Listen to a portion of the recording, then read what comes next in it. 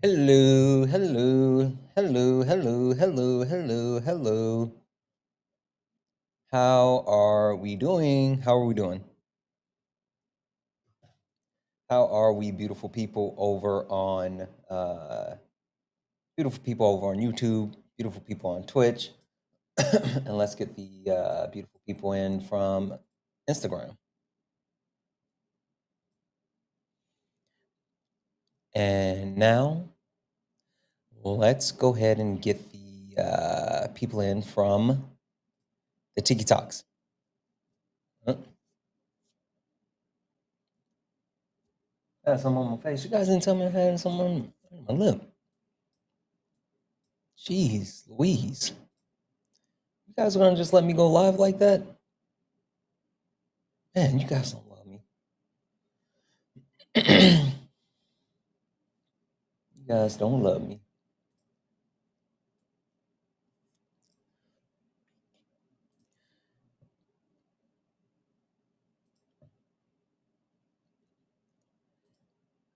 Let us go. Welcome in, welcome in, welcome in, welcome in, welcome in, welcome in, welcome in. Hope you guys are having a wonderful evening. You guys are having an amazing evening. Really excited about tonight. It's going to be a really good conversation. Really, really, really good conversation. Guys, as we get in, please tap the screen, share your lives, share the live, send your daily heart me. It's only one coin. It'll boost the live and push us out to the FYP. So please do all of that. We're going to get going here in just one moment. And we're going to have an amazing night. I'm going to keep resetting the daily gift goal to these little 1-cent gift goals. And if you don't mind, knock those out a couple of times.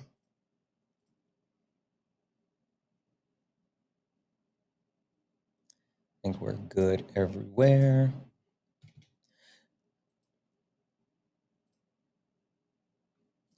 All right, guys, this is Late Nights with Santana, and we are back for night 2 of our panel discussion about, do you see color?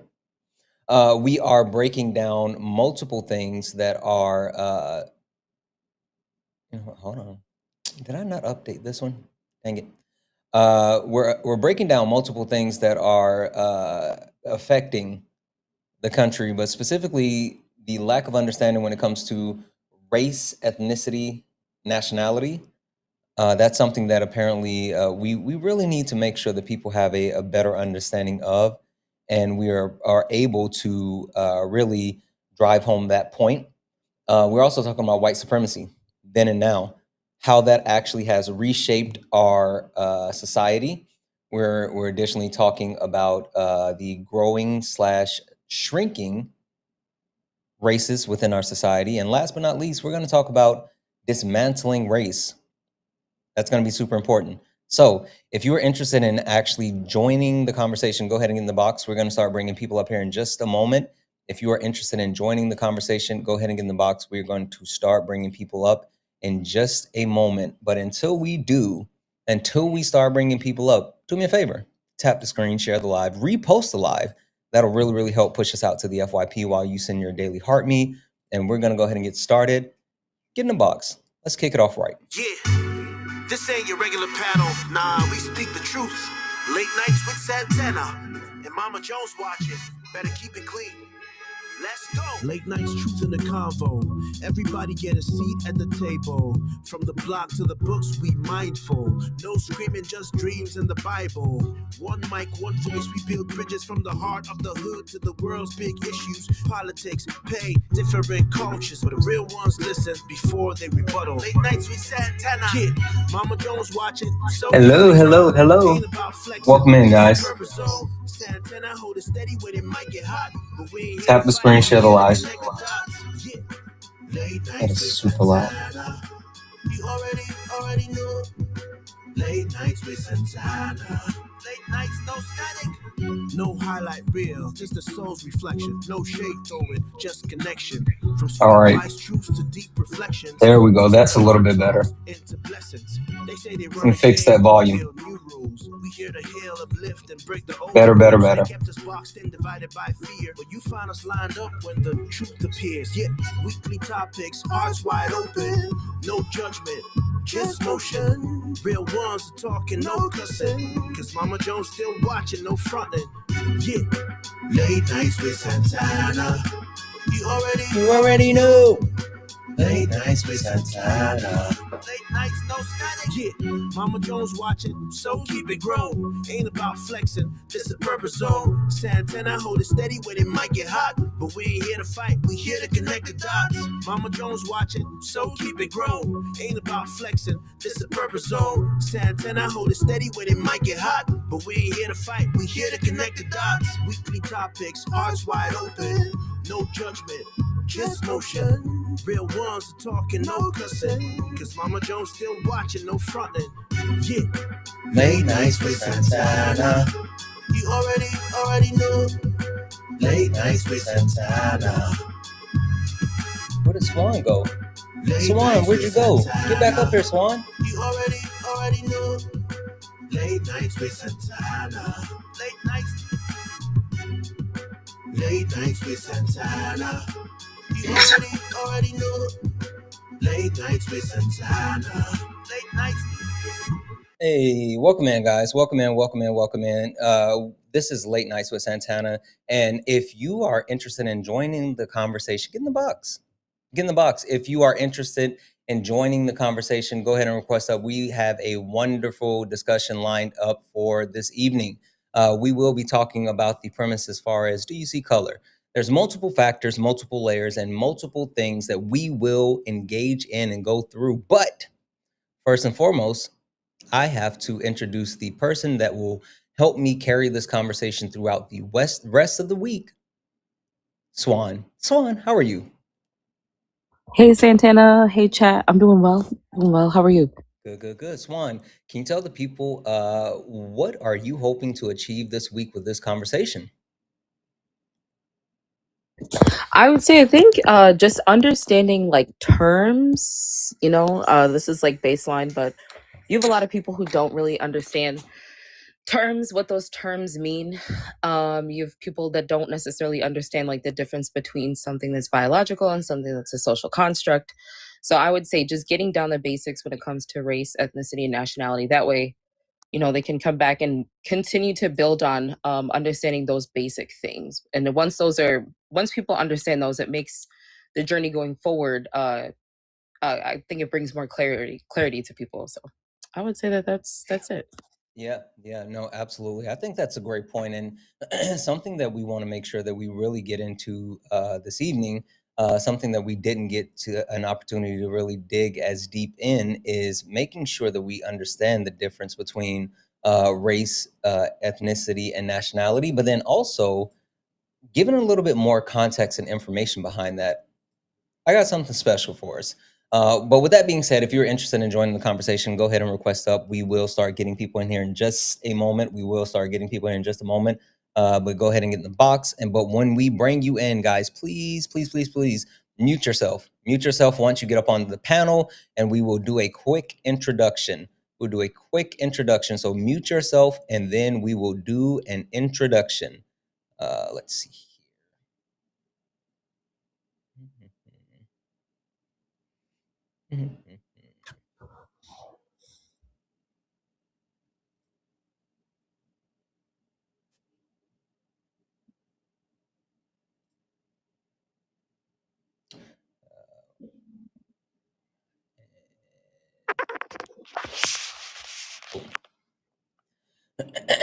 All right. Perfect. All right, guys. We're gonna go around the horn and we're gonna do a quick introduction. And Swan, since we've already introduced you, I'm gonna skip you, especially because I actually have a special question that I want to start with. So I'm gonna start with CJ. CJ, how are you?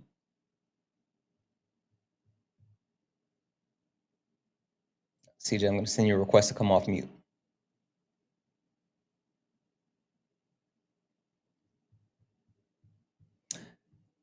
CJ, you have to click that unmute button. CJ going once. CJ going twice. Oh, there we go. Hi, CJ. How are you? Fine. Wonderful, wonderful. CJ, can you tell the people with this conversation this evening, 2 quick questions. 1, do you see color?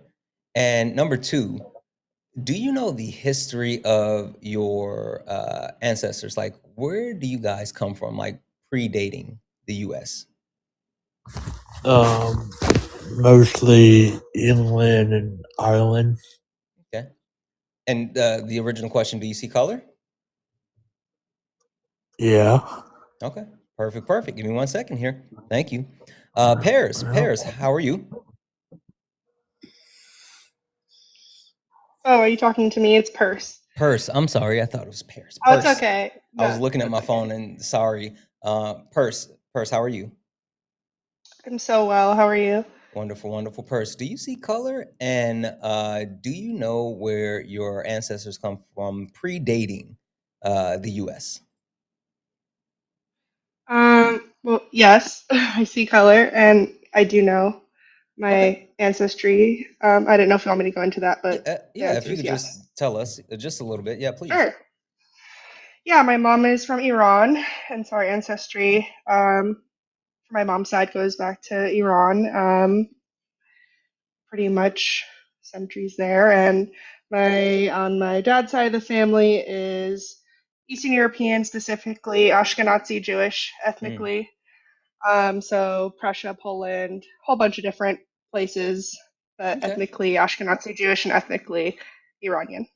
Okay, and I'm sorry, I meant to ask CJ this question, so I'll come back to him in a second. But and what's your race? Me? Yes. Oh, I mean white, White? Okay, 100%. perfect, perfect. CJ, coming back to you for half a second. I meant to give you that question. What's your race? I'm white. White. Okay, perfect, perfect. All right, 1 second. Millie, how are you? I'm good. What about you? Wonderful, wonderful. Oh, wait, Millie, were you up last night?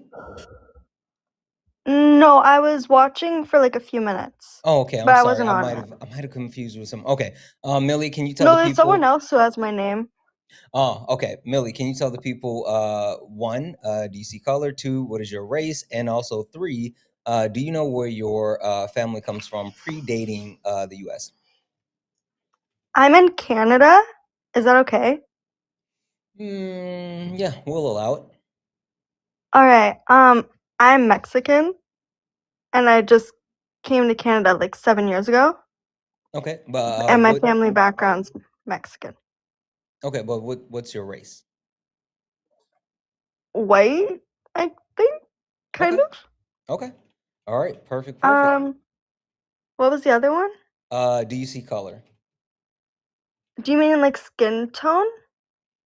Just however you want to answer that question. But yeah, not like crayons, but like yeah, when you talk about people. I believe everyone's equal, but I do see skin color. Do you want to elaborate on that a little bit more? Like, I don't like to say that there's different skin colors. Like, I see there is, but like I view it as like racist, kind of, because there's like a lot of racist people like I'm near Hmm. in like schools and stuff.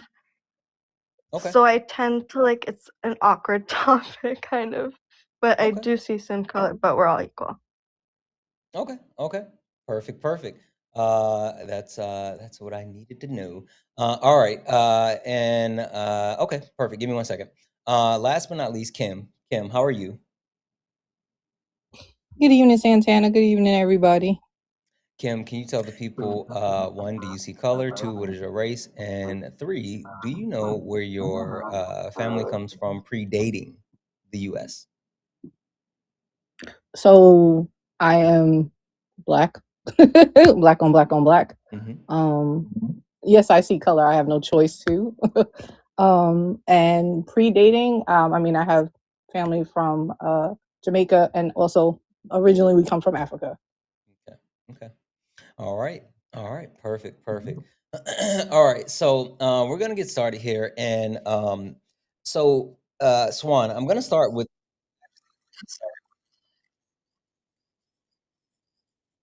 Sorry, I don't know how that ended up playing back.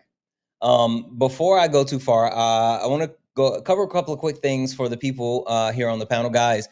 Just a reminder, with having this conversation, we want to be mindful of TikTok-friendly language. What does that mean? That means that we have to use words like pew pew, unalive, C19, mustache man, all of those things that not only protect your TikTok, but it protects the live as a whole. And also, this is a safe and friendly community. What does that mean? That means that we don't deal with any of the isms, racism, sexism, classism. We also don't deal with any of the phobias, homophobia, transphobia, none of that. We don't play that on the panel nor in the chat. Speaking of the chat, guys, please be mindful. Caps are for mods. If you use caps, it will draw my attention away from the panel and to the chat, and we want to make sure that we are able to focus on these conversations.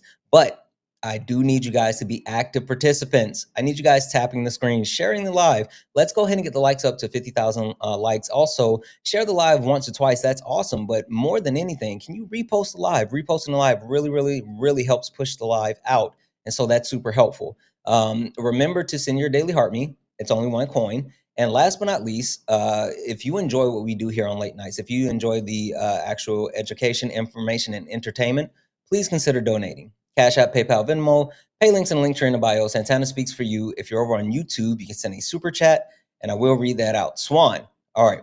Swan, I'm gonna come to you and I'm going to give you the floor first, and then I have something special that I want to show. But Swan, just to set the baseline for everyone, for the conversation for the night, for a proper understanding, can you have or can you break down what is race, ethnicity, and nationality for the panel and for the chat? Of course. Okay, so I'm probably gonna be a little wordy with this, but You so got when it. we talk about ethnicity, I think that's one that a lot of people tend to get wrong. It's belonging to like a particular population of people who share a cultural background. They are gonna generally live at the same place. Their traditions, right? All of those things, their language that they speak, that's going to be a person's ethnicity, right? So an example of an ethnicity would be you could be Igbo, Nigeria, right? That would be like an ethnicity, or even a tribe. I think those two are, comparable. But so that's ethnicity. When we talk about nationality, that is going to be where you're born, right? So that I was born in the United States. My nationality, American United States, that's where I was born, right? Your country of origin. And then your race is going to be, so I'm gonna give the definition of race first because it is a little complex. Race, this is not racism. So I'm not talking about the hierarchy, I'm talking about race and what that is, right? It is a superficial set of physical characteristics that a particular society would deem important, right? Here in the United States, my racial category would be Black. Those are the categories that we currently,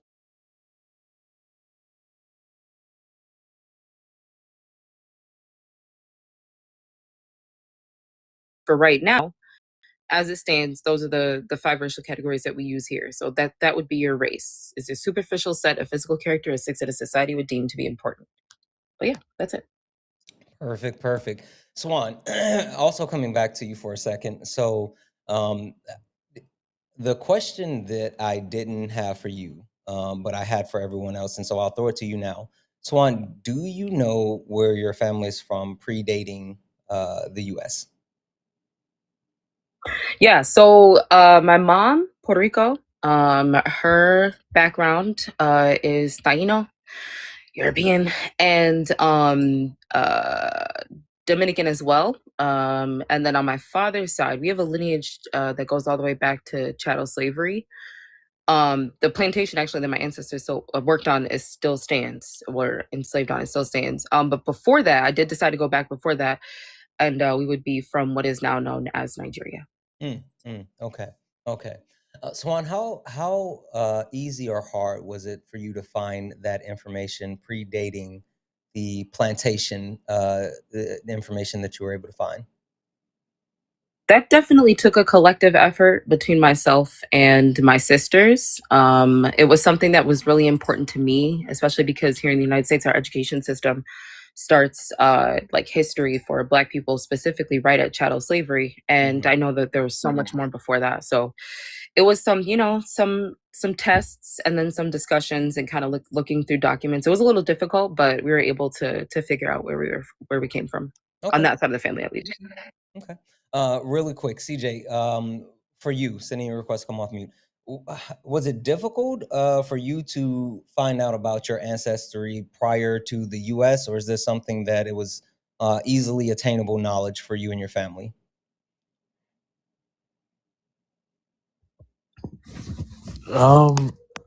Sorry, I was kind of asleep for a minute. Oh man. I guess it was pretty knowledgeable. My dad is a Johnson, my mom is a Smith, and I guess Johnsons came from England, because we were a son of John, King John, and then Smith, just that name Smith comes from Ireland, and so I kind of just put the two together and went from there. Okay. Perfect. All right, one moment here. Paris, what about you? How tough or Purse. easy was it? Paris. It's okay. My name is Persia, Purse. but you can say Purse or Percy. Percy is usually easier.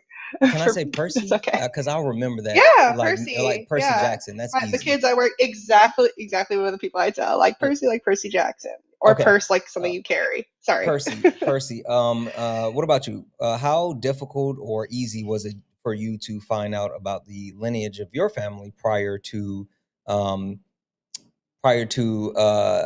U.S.? Yeah, it was simply easy. I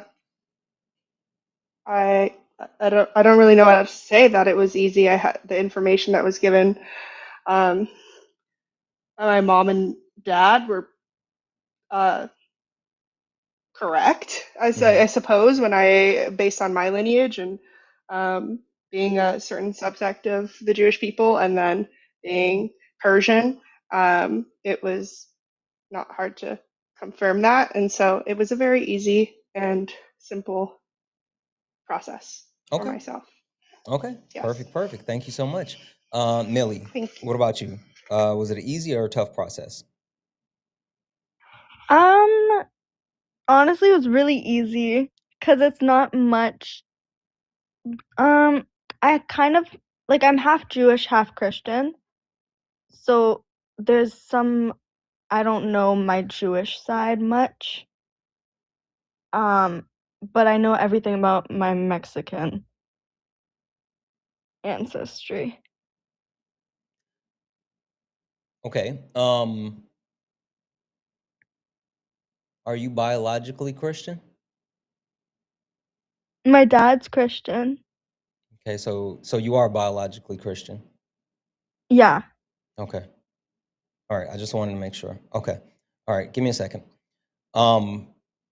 Kim, what about you? How easy or hard was it for you to find out about your ancestry?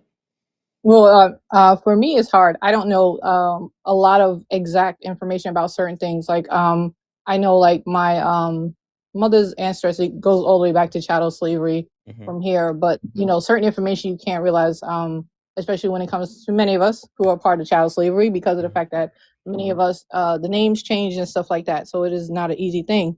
As well as my Jamaican side. So I am Afro-Indigenous from my Jamaican side. I am from the Arawak tribe from Jamaica. But in Jamaica, the way that they've always did it was that they listed a lot of stuff by the mother's name in Jamaica and then the slave master's name. So it's not an easy thing to do. I am still trying to research a lot of my Caribbean side or whatever. So it's not easy. It's definitely not easy. But Like Swan said, it is a tedious thing that I am trying to do. A lot of people keep trying to say they took a DNA or ancestry. I wish y'all would know that that does not tell you exactly where you're from. Yeah. Those tests only tell you could possibly have a connection to a certain area. That doesn't tell you who you are. If you are trying to find out who you are, you have to do full research and go back to like birth certificates, stuff like that. Yeah, absolutely, absolutely. Okay, so I had a specific reason as far as running through everything that I just did as an opening, and we're going to get to it. I'm going to play a video for you guys, and I think this is super important. And I want you all to take a second and think about the responses that we heard from the people on the panel. The responses as far as knowing predating the U.S. and then how easy or difficult it was to gain that information. Before I do, I have two quick thank yous.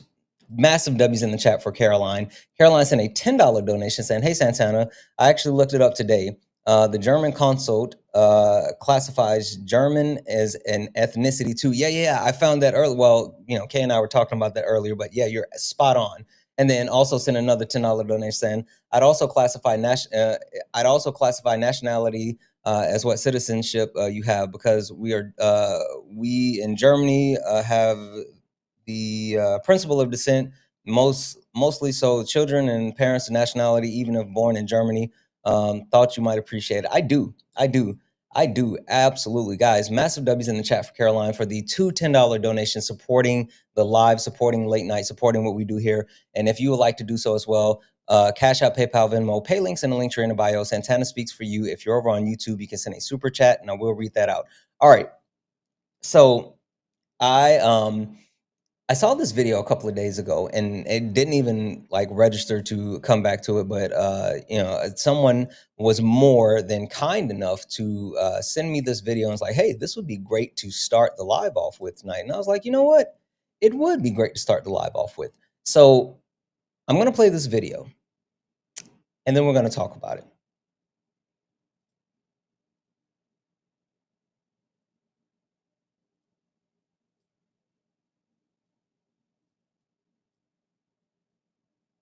Can somebody educate me on why there's Black Americans that don't know where they're from, like their ethnicity and stuff? Like growing up Nigerian, having a grandfather in the house that's like straight from Nigeria, clothing, the food, the language, the accent, everything.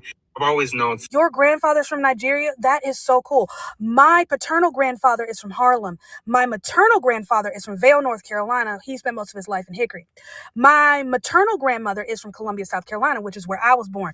My paternal grandmother is from Charleston, South Carolina. Her people are Gullah Geechee. Do you know what all four of those places have in common?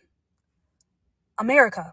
Nobody asked Jamaicans or Haitians to provide a family tree, but whenever the subject comes... One second. You guys are saying you're hearing the echo. Give me 2 seconds. Let me see if I can fix that. Oh, you know what? I know why it's doing that. Hold on.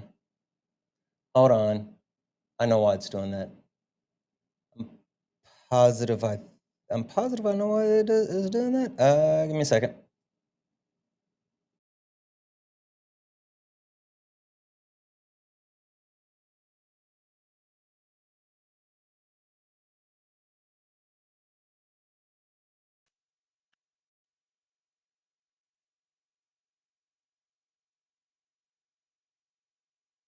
While you play the video, maybe you should mute your mic because it normally does that.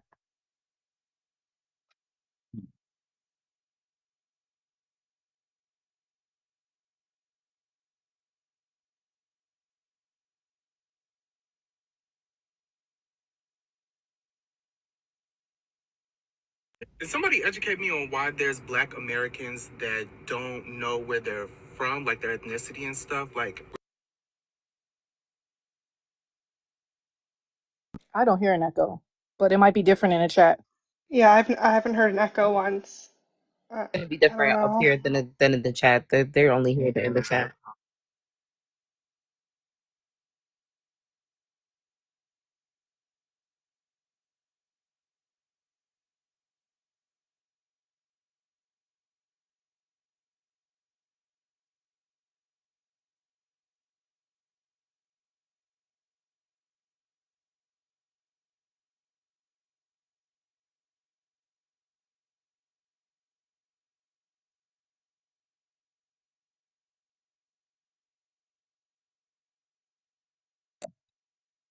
People are saying it's bearable, so they might be able to get through it if it's not that long, at least to get to the point.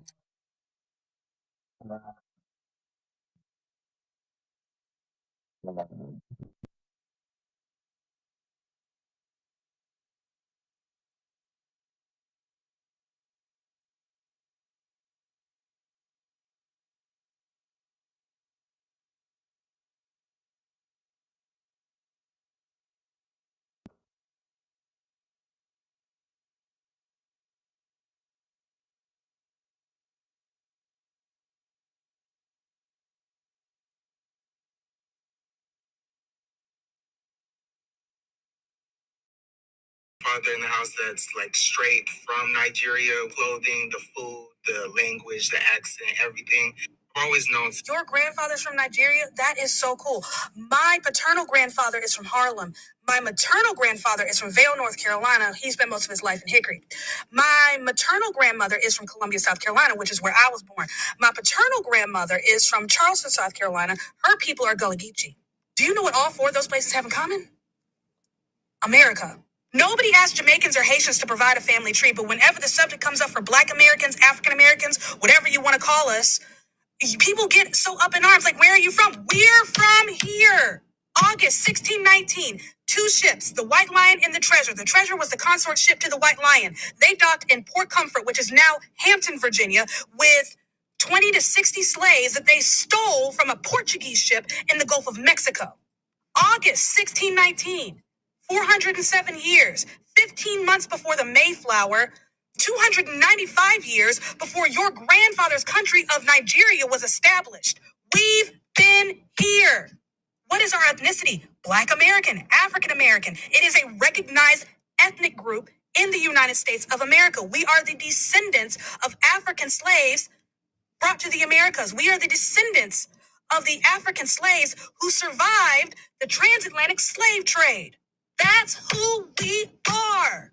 Sometimes I think that we as Black Americans forget the strength that we come from, but that's a conversation for another time.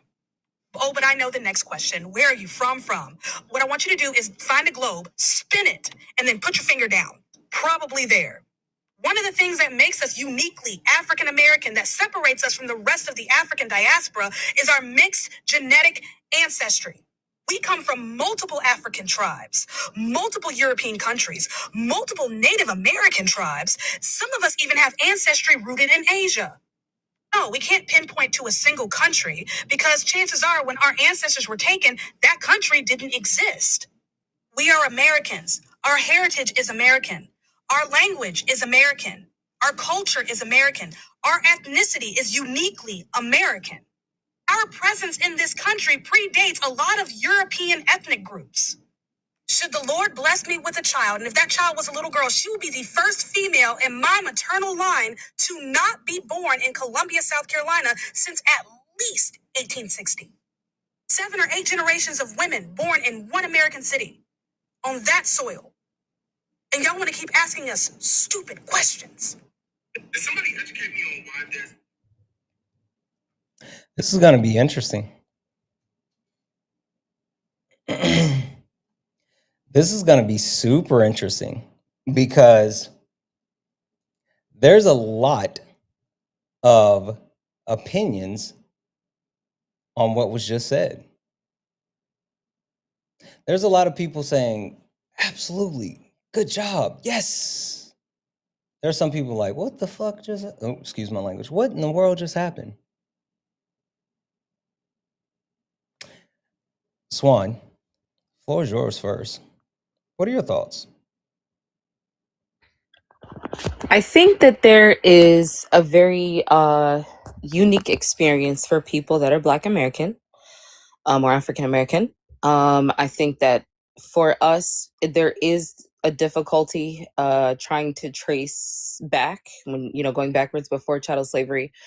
There is actually a wall that we tend to hit during like a certain time period. This is just because of the way that things were recorded and everything. But anyways, to what she said, I think she's talking about the different places that we come from after chattel slavery, but that is not necessarily like what we would consider to be the ethnicity, because it does go beyond that.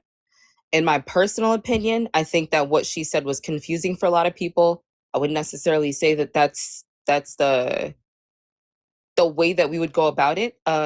Especially because towards the end, it sounded like she was saying that we've been here in the Americas She did longer than say that. Europeans have. She did Yeah, say that's that. factually incorrect. That is factually incorrect. There is no recording of African people being here in the Americas, or what is now known as the the United States and the Americas, before chattel slavery. Uh, eh, eh, that's just not true. We were brought over here during chattel slavery. I think we tend to find that because it's so difficult for us to trace our history back, and because it's so difficult for us to get our hands on that knowledge, that's why you tend to hear people say things like that. But it's not true, though. Like, it's not true. We were not here in the Americas before Europeans are the reason as to why we are here, because of chattel slavery, right?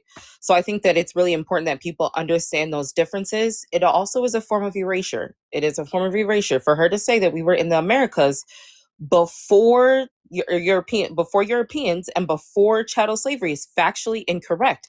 There was indigenous people living here already. So I think that there's some like, I don't know if people are not understanding in the comment section or what's going on, but I'm quite sure she said that we were here before Europeans got She here, did. and that is factually incorrect. Okay, yeah. So y'all got to stop in the comments. Mm. African Black people were not here before Europeans showed up in the Americas. We were not. Mm. We were on the continent of Africa. We were getting trafficked and brought over here. Mm. She also said that African or Black people were in Asia prior to here as well. So, Kim, what are your thoughts? Oh God. I'll just say this. I hate videos like that. Me and Swan talk about it all the time. I really hate videos like that. Especially when people this is why the diaspora wars still continue, because of things like this. Like I I don't hate on people that come from Africa or whatever like that, but sometimes when they make videos like that asking Black Americans about why you don't know this or whatever like that, the ignorance of not understanding how chattel slavery worked or whatever like that is just annoying. So me, I took offense to it, first off because he said he was Nigerian and she threw in Jamaica and Haiti. I don't know why we were thrown in that conversation. That was weird. Because one of the things that I can't stand is the fact that people fail to realize that chattel slavery was in the Caribbean. It was there first before it ever stepped foot here in the United States. So like we don't know a lot of stuff about us too, as far as because we came over on ships as well. Just so happened we got dropped off at different locations or whatever like that. I agree with Swan with the indigenous erasure. Like I said, I have Taino Arawak from my Jamaican side. Black people weren't here. The indigenous people were here first. I just think that this causes a lot of conflict between our communities. Do people who come from chattel slavery wish that they could tell their whole lineage past from what they know from chattel slavery? Yes, we wish we could. It's just not as easy as people think it can be. And when you approach us and ask us, well, why don't you know this or why don't you know that?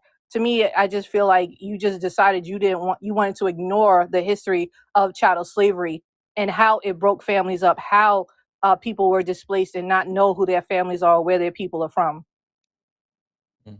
Okay. All right.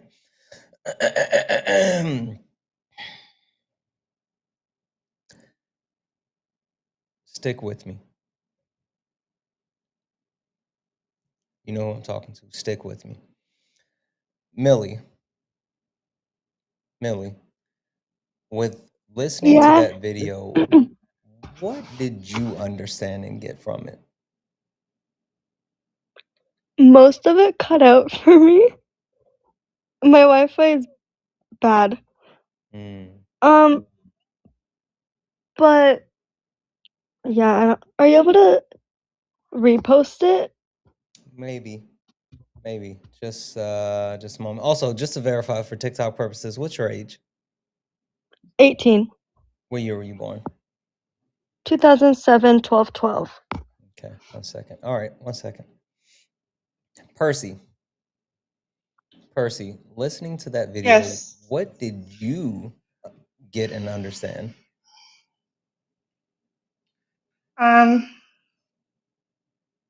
Well, it was interesting because I will say that I was fully aware of the history of like chattel slavery prior to this, but what I was not aware of was the divide in the community of um, Black people in this country, Black people potentially in other countries, about, well, specifically in this country from that video about there's like this separation, this idea of like other, and like I'm still processing it, and I was talking about, my friend was talking about this with me recently too, and about foundationally Black Americans. Like I'm new to the topic, so I have not been educated fully on it, but I'm what I'm understanding is that it's very confusing to me, like that ideology a bit, and it seems I can understand where it's coming from, but I don't understand the lack of, like, there's no truth to the fact that Turtle Island had no individuals here that were Black. They had indigenous individuals here, or another, like basically what you were saying. So I'm just a little kind of like shook about it. So I don't know. Okay. I don't know. I'm just I wouldn't know. Like Okay. I don't know. CJ, what did you get and understand from that video?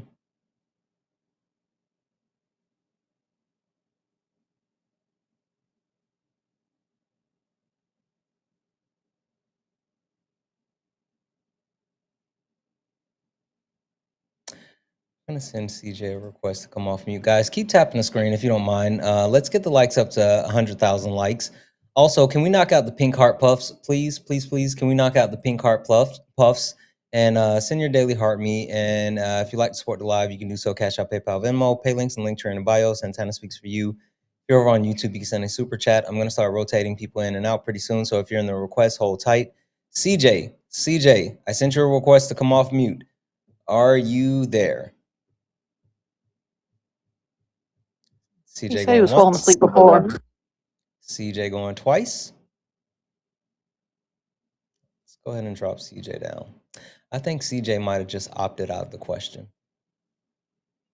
I think CJ might have opted out of the question. I don't know if CJ fell asleep or if he opted out of the question. But give me a second here. 1 second.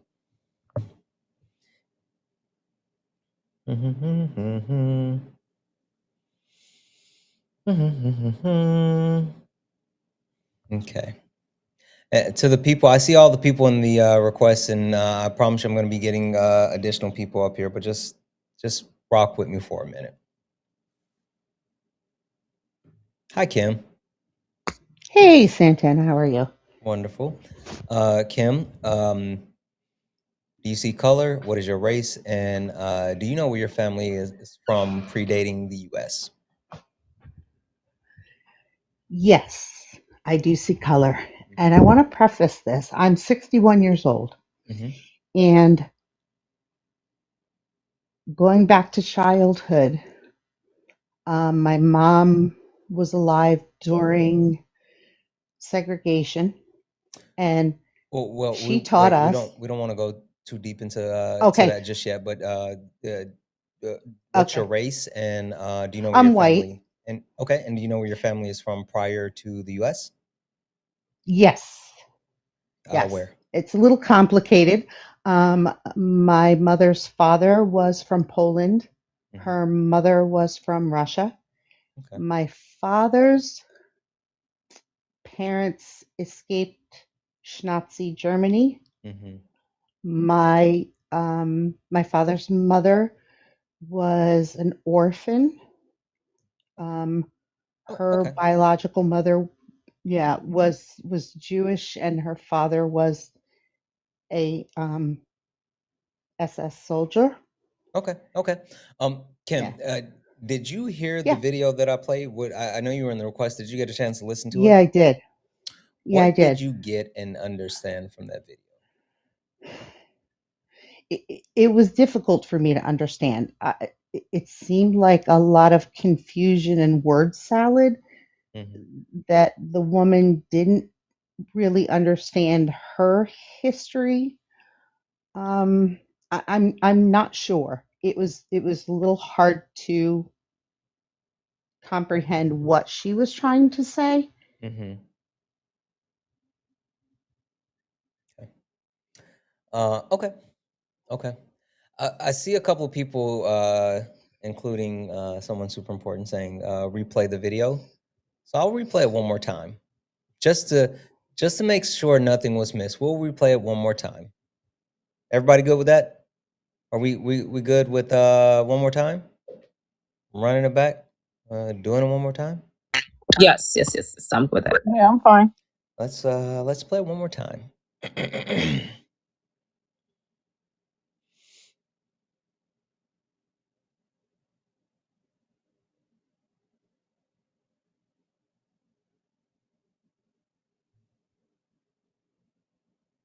Can somebody educate me on why there's Black Americans that don't know where they're from, like their ethnicity and stuff? Like growing up Nigerian, having a grandfather in the house that's like straight from Nigeria, clothing, the food, the language, the accent, everything.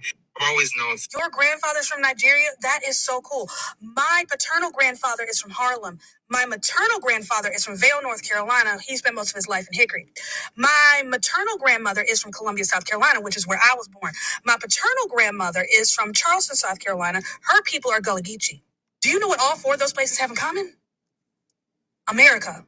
Nobody asked Jamaicans or Haitians to provide a family tree, but whenever the subject comes up for Black Americans, African Americans, whatever you want to call us, people get so up in arms. Like, where are you from? We're from here. August 1619. Two ships, the White Lion and the Treasure. The Treasure was the consort ship to the White Lion. They docked in Port Comfort, which is now Hampton, Virginia, with 20 to 60 slaves that they stole from a Portuguese ship in the Gulf of Mexico. August 1619, 407 years, 15 months before the Mayflower, 295 years before your grandfather's country of Nigeria was established. We've been here. What is our ethnicity? Black American, African American. It is a recognized ethnic group in the United States of America. We are the descendants of African slaves brought to the Americas. We are the descendants of the African slaves who survived the transatlantic slave trade. That's who we are. Sometimes I think that we as Black Americans forget the strength that we come from, but that's a conversation for another time. Oh, but I know the next question. Where are you from? What I want you to do is find a globe, spin it, and then put your finger down. Probably there. One of the things that makes us uniquely African American, that separates us from the rest of the African diaspora, is our mixed genetic ancestry. We come from multiple African tribes, multiple European countries, multiple Native American tribes. Some of us even have ancestry rooted in Asia. No, we can't pinpoint to a single country because chances are when our ancestors were taken, that country didn't exist. We are Americans. Our heritage is American. Our language is American. Our culture is American. Our ethnicity is uniquely American. Our presence in this country predates a lot of European ethnic groups. Should the Lord bless me with a child, and if that child was a little girl, she would be the first female in my maternal line to not be born in Columbia, South Carolina since at least 1860. 7 or 8 generations of women born in one American city on that soil. And y'all want to keep asking us stupid questions. Did somebody educate me on why? So Swan, I saw your hand in the comments. I'm gonna come to you, and then I'm gonna tell everyone why I played this video and why I did what I just did. But Swan, I'll give you the floor first. Yeah, so listening back to it, I'm glad you played again. I think sometimes we tend to pigeonhole someone like when we first hear what they're about to say, because there is a lot of discussions, I would say, that I've seen mostly on TikTok, not like outside of TikTok, but where people are confusing and not necessarily understanding. So what she said was correct. She said that 1619, when the two ships came over here before the Mayflower, that was factually correct. When she talks about the admixture, I don't really know if that's the right term, but the admixture that we have, right, because of our history, she was correct. I think it's just understanding the nuance to everything, because she also explained, this is the part that I think a lot of people missed. She explained that we were from different places before those places became countries today, right? Or recently became countries. So like, for example, when I say that, like, we did our, we traced our history back before chattel slavery, I'm from what is now known as Nigeria. That's why I say it that way, because during that time period, before my ancestors were taken over here, Nigeria was not Nigeria, right? We know that that happened because of the Berlin Conference. So I think that that's the part that people aren't necessarily understanding. Now, some of y'all may disagree, and I'm interested in hearing what people that look like me have to say about it. But when she talks about the Americas, right? And I think the unique history here, I wouldn't necessarily want to eliminate or erase indigenous people from the conversation, but I understand what she was saying in terms of our culture being one that is established here, right? This is although I am not FBA, that is one of the talking points that FBA has that I 100% understand in terms of us creating our own culture. And that's something that has been no, I didn't say that she erased. I'm saying that I don't want to erase with my response, in terms of her speaking to the way that we've created our own culture, right? From the beginning of chattel slavery all the way up until now. That's something that I think is really near and dear to Black American people. And that's something that I think has been, taken, and times it's been taken from us. And I don't think that we get the respect that we deserve when it comes to that. So I think it's important for people to understand that too. So like, she wasn't necessarily erasing them, but it was more so her talking about the fact that we have a very deep and rich culture here. It's the same thing in Puerto Rico, right? It's the same thing in places like Colombia, where you see that African people who are taken to these different places, they really are the root of culture in a lot of these places, but we don't talk about it enough. So I understood what she was saying now that you played it back a second time. I just think people have to understand the differences between time periods. So again, like for me, when I talk about having a ancestry that goes back to what is now known as Nigeria, I'm not saying it's because Nigeria was not a country during that time period. So I think it does require for people to understand history and how things have taken place in the past. But yeah, that's all I got. Thank you, Swan. Before I say what I'm going to say, I just want to say W's in the chat for Robin. Guys, massive, massive, massive W's in the chat for Robin. Robin sent a $40 donation saying, yet another element of white privilege in North America includes the opportunity to know your lineage. Love you, Santana. Love you as well, Robin. Thank you so much for the $40. Thank you for supporting the live. Thank you for supporting the platform. You're absolutely amazing. W's in the chat for Robin. If anyone else would like to support the live, you can do so. Cash App, PayPal, Venmo, pay links and link in the bio. Santana speaks for you. If you're over on YouTube, you can send a super chat. Everything is accepted. Anything's appreciated. The reason why I wanted to play that video is because it exemplifies the complexity of understanding race, ethnicity, and nationality. And to Robin's point, it is a luxury for anyone to be able to clearly articulate their race, ethnicity, and nationality, and being able to talk about their lineage, understanding where they're from. The danger comes in is when people don't fully understand the different aspects, that don't understand the differences, and don't understand how history has unfolded to get us to where we are today. And there are certain people who want to educate and who have good intentions. And as the old saying says, or saying goes, the road to hell is paved with good intentions. And so understanding that not all information is always accurate, not all information is always understood, and not always all information is always 100% correct. We have to fight for an understanding. We have to fight to ensure that we are doing the proper work, the proper understanding, and trying to build instead of tearing things down. One thing that I did have an issue with, because I've heard that question before, right? I've heard that question before as far as not question, but the disconnect throughout the diaspora, in which that's something we're going to talk about as well. But understanding that that disconnection is rooted in white supremacy. That's it. Point blank, period. If you're a black person and you're a black person of a different ethnicity, a black person of a different nationality, you're still a black person across the diaspora. And I say this all the time, I will never take away anyone's blackness. I don't care who they are. I don't care if they aren't from America, they're still black. I don't care if they're a tap dancer like Joel Patrick, still black. I don't care if there's someone who are biracial, but they phenotypically present as being black. You're still black. But understanding those levels and those nuances is something that takes time, energy, and effort. And even if you have people who have a ton of knowledge or a little bit of knowledge, it's still a complex topic. And that's why so many people struggle with understanding the difference between race, ethnicity, and nationality.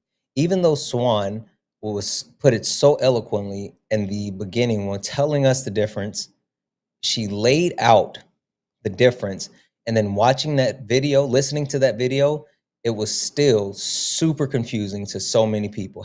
Heck, sorry. It was even confusing to myself. So that being said, I do want to pass around the panel one more time, and then we're going to start looking at swapping some people out. Kim, I want to start with you. Hearing the video a second time, understanding the devil's advocate, I guess you can call it, reasoning for me playing the video. What are your thoughts on that now? Has it changed anything, or what is your perspective?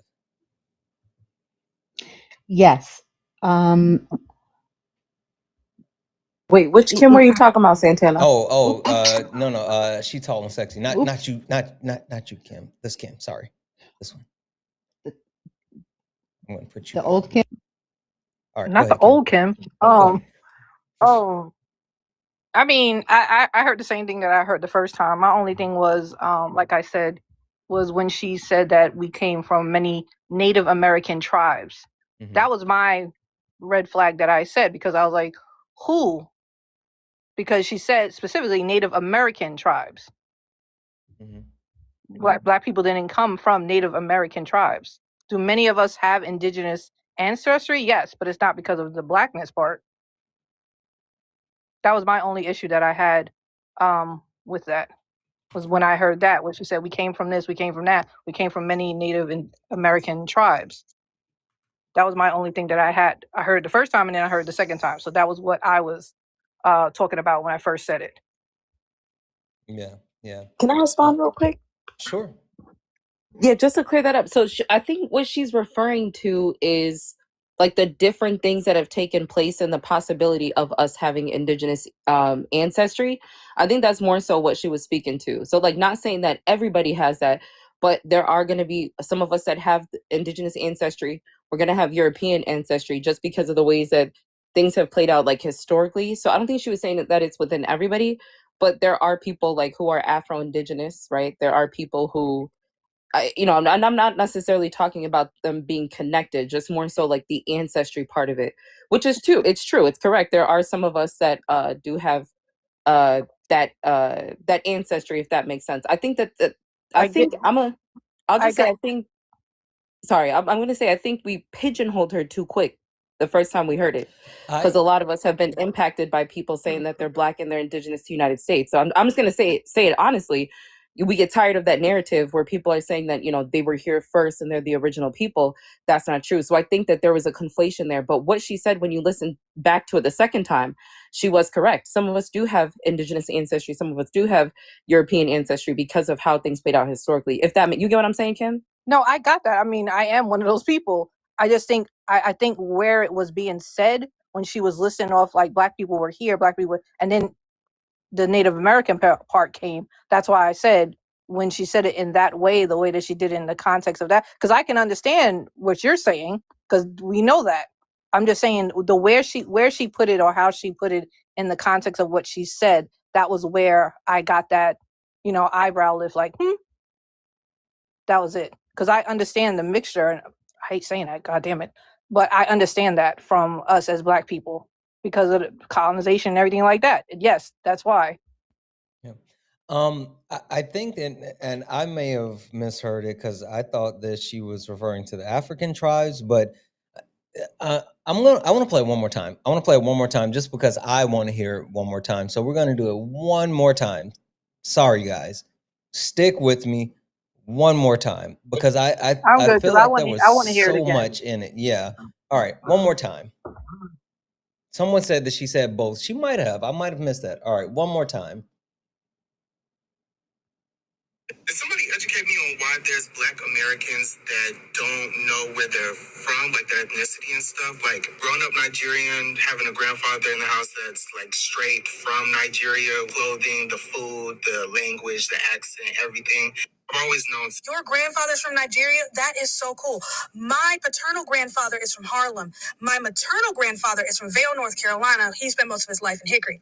My maternal grandmother is from Columbia, South Carolina, which is where I was born.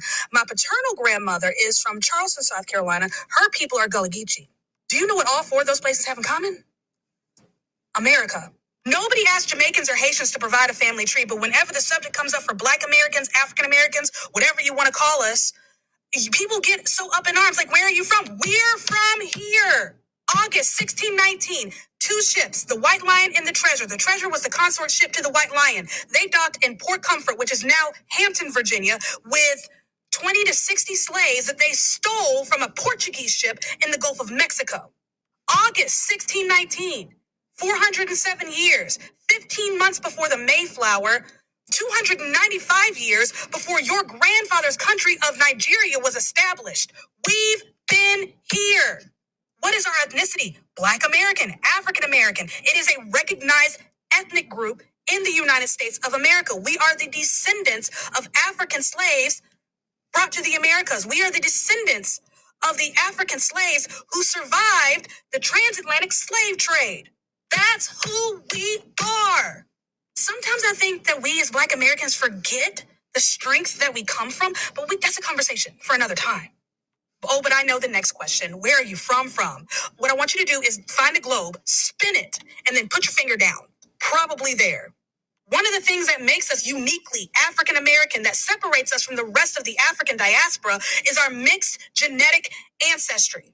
We come from multiple African tribes, multiple European countries, multiple Native American tribes. Some of us even have ancestry rooted in Asia. No, we can't pinpoint to a single country because chances are when our ancestors were taken, that country didn't exist. We are Americans. Our heritage is American. Our language is American. Our culture is American. Our ethnicity is uniquely American.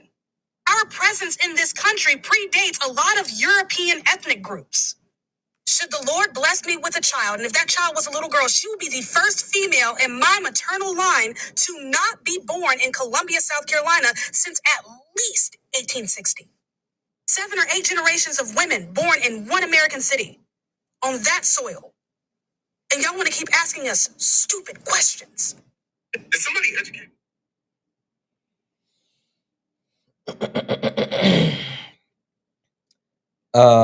Any shifting thoughts or opinions, Kim, or did that solidify what you were originally thinking? No, that cleared up because I heard the mixed.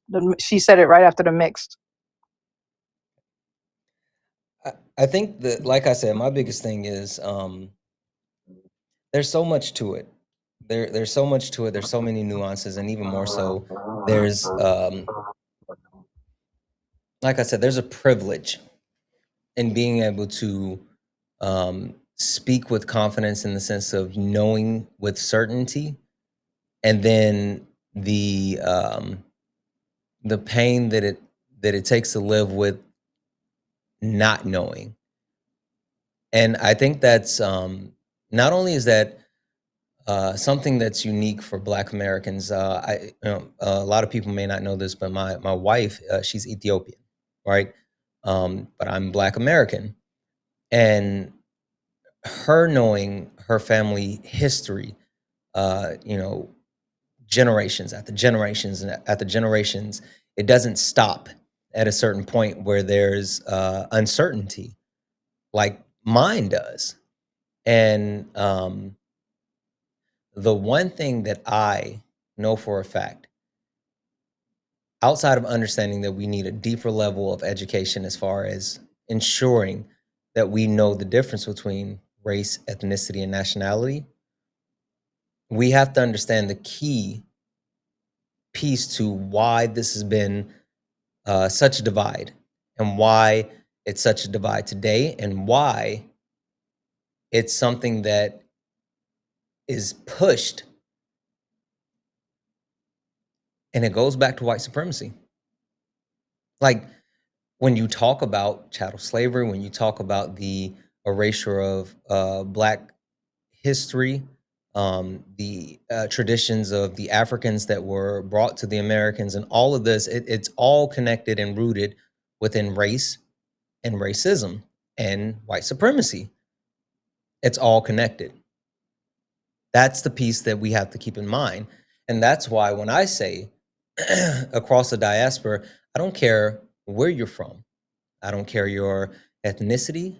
I don't care your nationality. If you're Black, you're Black. I thought that was super interesting, and I thought that was an interesting way. And I know we've had a massive long opening, and we still have a ton more to actually get to, and we got a bunch of people in the box. So I'm going to start looking to swap a few people out. But Kim, I want to give you the floor. Anything else from you? Any other thoughts or anything that you want to share before I swap you out? Not you at the top, Kim. The same Kim I've been talking to so far. Me? No. Okay. All right, Kim. I'm going to swap you out. Okay.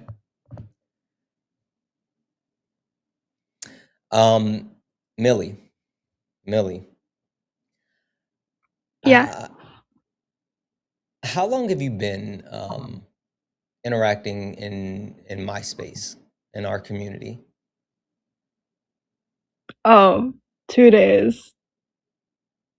I'm really new to this. What But made I you want to saw join the you conversation? I saw you in Dean's live, and the way you were communicating and expressing like your opinion, it got me to follow you. Just that. I appreciate the interest and you being here and you following, and that makes me really happy. I mean, that's what I hope for, is for people to engage and grow and come here and learn. Honest question for you. When it comes to understanding, do you know what intersectionality is? No, Do you not know at all. what's race? Skin color. Yeah. Any clue you know what the patriarchy is? No. No. I don't know any of this stuff. Okay. So, Millie, while I appreciate you coming up, I appreciate your enthusiasm. Here in our space, in our community, we believe in what's called learning from the comments, right? And you are more than welcome to be here. But in certain situations, we want to make sure that prior to engaging in a conversation, you're ready for the conversation. And All right. when we try to have these conversations, and with certain things that we can't get past, I'm just going to tell you right now, you're not half Jewish, half Christian. And when I said, so you're biologically Christian, that's not a thing. That was a joke. Please don't run with that. That's literally not a thing. But you're new here. I'm going to drop you down. I want you to stay. I want you to stay. I want you to learn. I want you to grow. but just for future reference, I would definitely recommend like engaging in spaces and learning before you try to actually add to it. And I think that creates a better experience. Okay. All right, no problem. Yeah, All right. Thank you for coming up. I really appreciate you. no problem. All right. Have a good one. You too. Percy.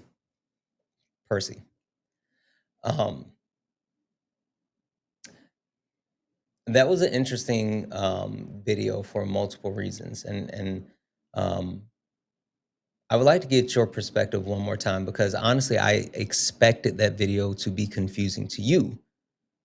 Can you tell me a little bit more why you felt like the video was confusing? Yeah, I think initially it was, but after listening to it a couple more times, I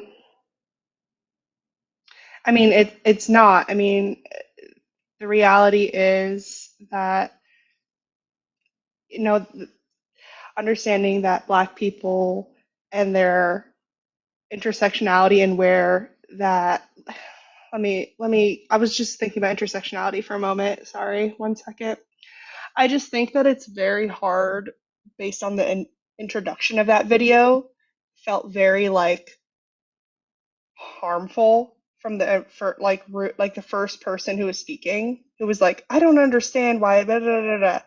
That felt is that part is what kind of stood out to me, and just kind of putting like the burden on, sorry, I'm trying to look at the chat, on Black Americans to somehow trace their lineage when it is complex, when it is nuanced, when there is a lot of different factors, and it's hard to trace down that, and that is a privilege to be able to know where you've come from. And so um, yeah, I'm just kind of processing the fact that it's like, respectfully, like I'm a bit of a slow processor, Well, yeah. and What? So let me really hop in I'm here and trying say this, Percy. to. So I wanted to understand your perspective as far as like, why was it confusing? Not why was it harmful? Initially, it was. Right. What I think it still is for you. If I'm gonna be honest, Percy, if I'm gonna be transparent with you, I think it still is confusing for you. And which don't that's not a dig, that's not a knock. The video is confusing for a lot of people. If there's so many different layers and nuances, and I don't expect you to know those things. I'm uneducated on it completely. So, Right. But what I would also say, and this is just me letting you know, maybe let's not talk about the divide in another community, or the quote unquote harm that you think another community is perpetuating against its community, if you're not a part of the sure. community. No, that's fair.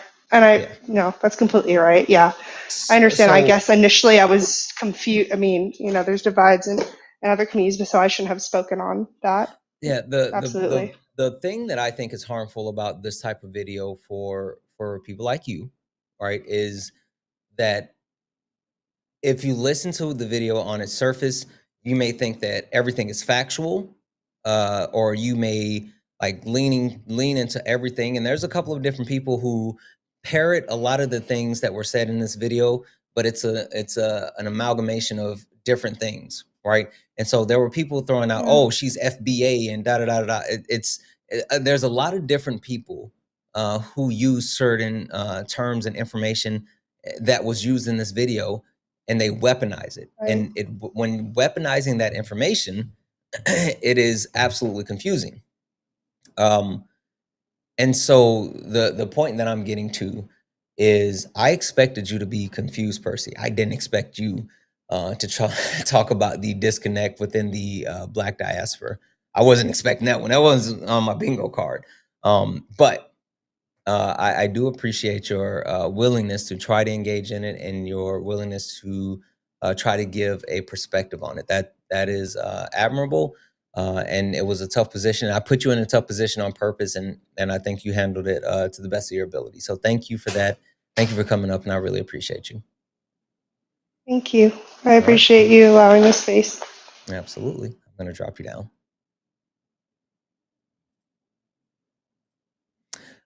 Really quick, guys. W's in the chat for Kelsey. Kelsey sent a $20 donation and said,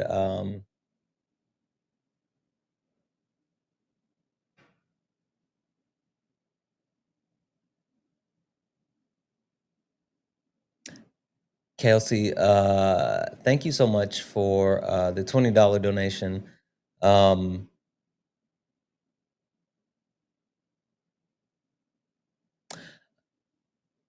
Kelsey, can you reply to your message and let me know what you want as a follow-up from this? And I'm gonna also send this over to someone as well. So if you're listening, Kelsey, you don't have to send another donation, but please just send a reply message and let me know what follow-up you would like with this. W's in chat for Kelsey, guys. Thank you so much for not Chelsea, Kelsey. Sorry, Kelsey. W's in chat for Kelsey. Thank you so much for that $20 donation. If anyone else would like to support the live, you can do so. Cash App, PayPal, Venmo, pay links in the link tree in the bio. Santana speaks for you. If you're over on YouTube, you can send a super chat and I will read that out. Also, guys, keep tapping the screen, share the live. Let's go ahead and get the likes up to 200,000 likes. Also, hit that follow button. We only got 18 follows on the stream. So if you're not following me, go ahead and hit that follow button. We're trying to make it to 100,000 followers. I'm going to start getting some more people in here. And as I get more people in here, I want to give the floor to Kim. Kim, I want to give you the floor for a second. Kim, you joined the conversation and you had a couple of things that you wanted to talk about, and I'm super interested. You were starting to actually kind of dig at your family history and kind of speak to like where your family and things are from. Kim, I guess I want to start here and kind of get a better understanding because I do want to shift a little bit and get over to the point as far as white supremacy.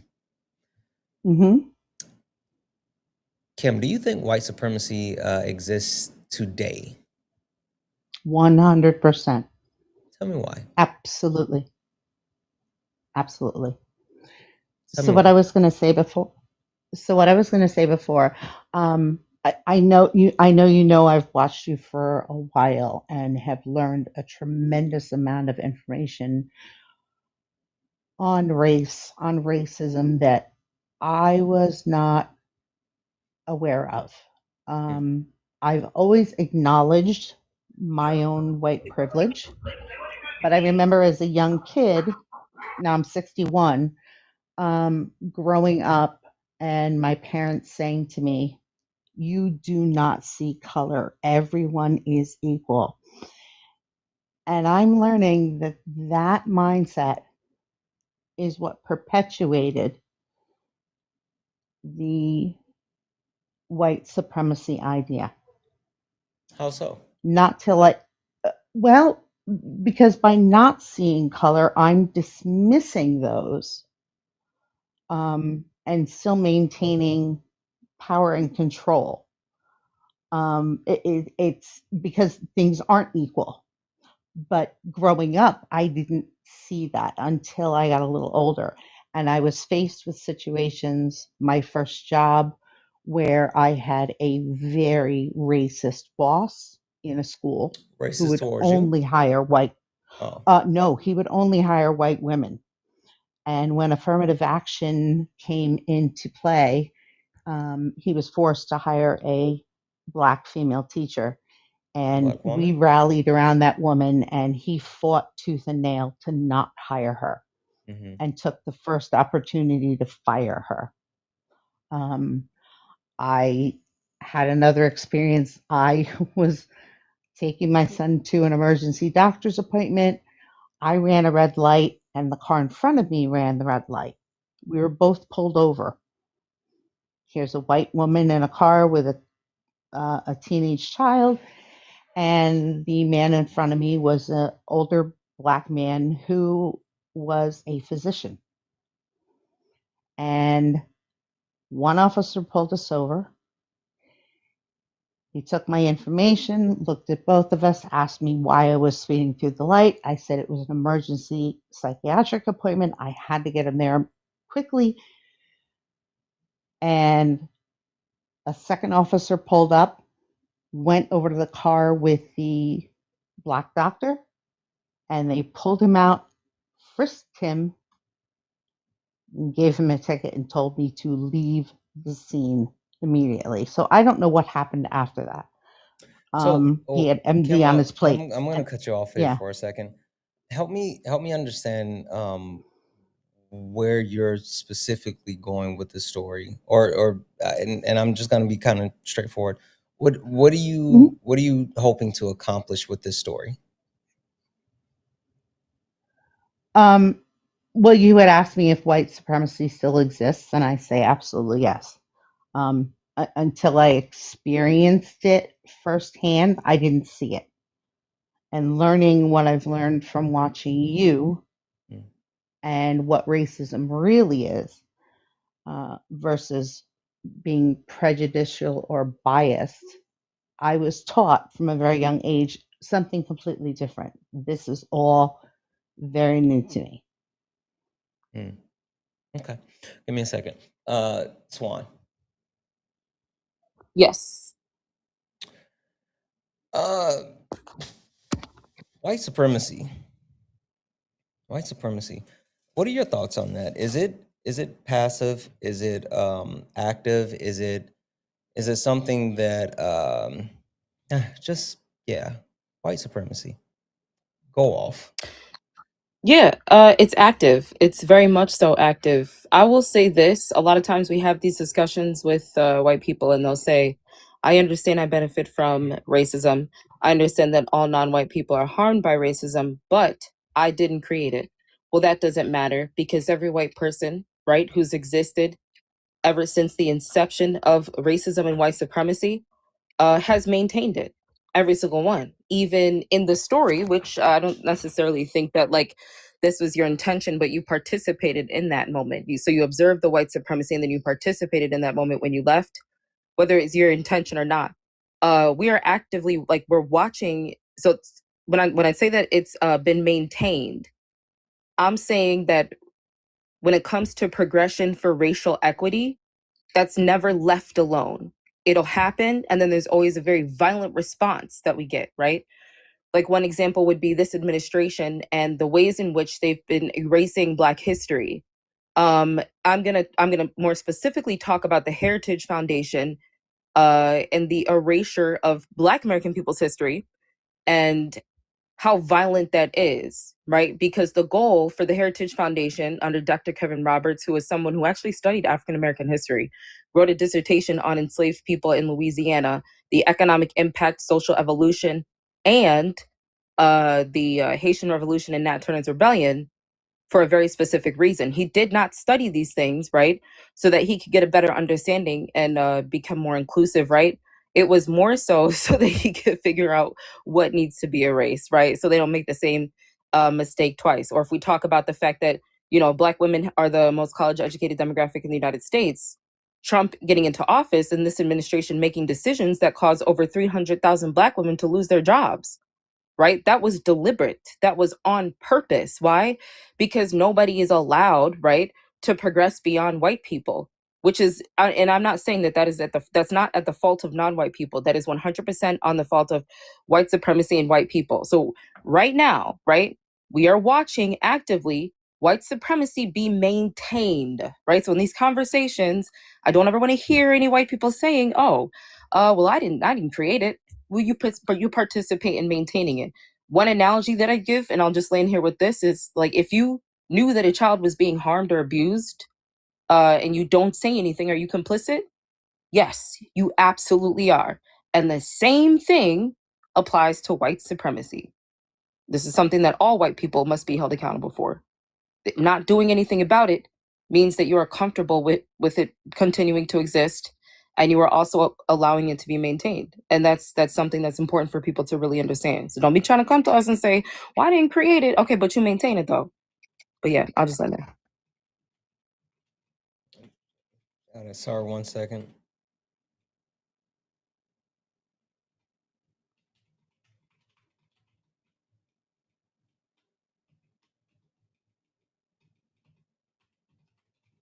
Sorry about that, guys. I will, yeah, Swan. I agree. I think that's something to keep in mind. And I think with when we talk about white supremacy, when we talk about racism, when we talk about the impacts and how uh, people engage in it, I think it's super important to understand that it's active at all times. It's something that either you are actively fighting against or you are actively participating in, and that's the key. And a lot of people don't notice it because if white supremacy, if white privilege, if racism benefits you, then you're more willing to let it slide. And that's important that we call that out. Kim, you were speaking on the fact that you have a bit of a historical view. And Kim, I guess the question I would have for you today is, how do you think white supremacy actually exists today, 2026, and what are you actively doing to fight it?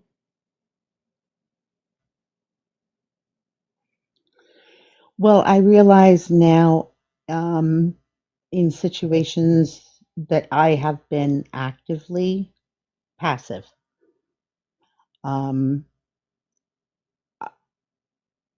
How right now my only way to stop that passive thing is to teach my children. And I discuss a lot with my son the things that I hear here and that I've learned from your community, so that he doesn't make the same mistakes that I did. I don't get out much. I'm disabled now, so my interactions with the world are very limited. Um, And and the one thing I feel it now. Yeah. The one thing that I always say, because it's interesting. I don't know if everyone got to see Brunch with My Creator this past Sunday with Jeff, and Jeff actually answered a question talking about what can you do if you are someone with a disability and you still have ways of actually being impactful. And the one thing that I will always say is that we all need to ensure that we're fighting in our own ways. Everyone way of fighting is not going to look the same across the board, but we do need to start with recognizing privilege, calling out, identifying white supremacy, racism, xenophobia, sexism, like all of these things, and actively working to fight against it at the same time. And so there's multiple ways that we can do so. And so it's important to actually ensure that we do that. All right. Kim, give me a second here. I'm going to read off 2 quick thank yous, and then I'm going to, I want to pass it to Kay for a second first, but then I'm going to come back to Gucci. W's in the chat for Tessa. Tessa sent a $25 donation saying, first time watching live, listening and learning. Thank you. Thank you so much, Tessa. Thank you for the $25 donation. Thank you for the support, the kindness, and welcome to not only the live, but our community. W's in the chat for Sarah. Sarah sent a $10 donation saying, thank you for the reminder that knowing your voice can truly contribute to a conversation. Should be your first thought before joining the conversation instead of just listening. Should be your first thought before joining the conversation. I said, I'm one sentence. Yes, absolutely. You should actually think about your contribution to the conversation before you actually join. Absolutely, Sarah. Thank you so much for that $10 donation.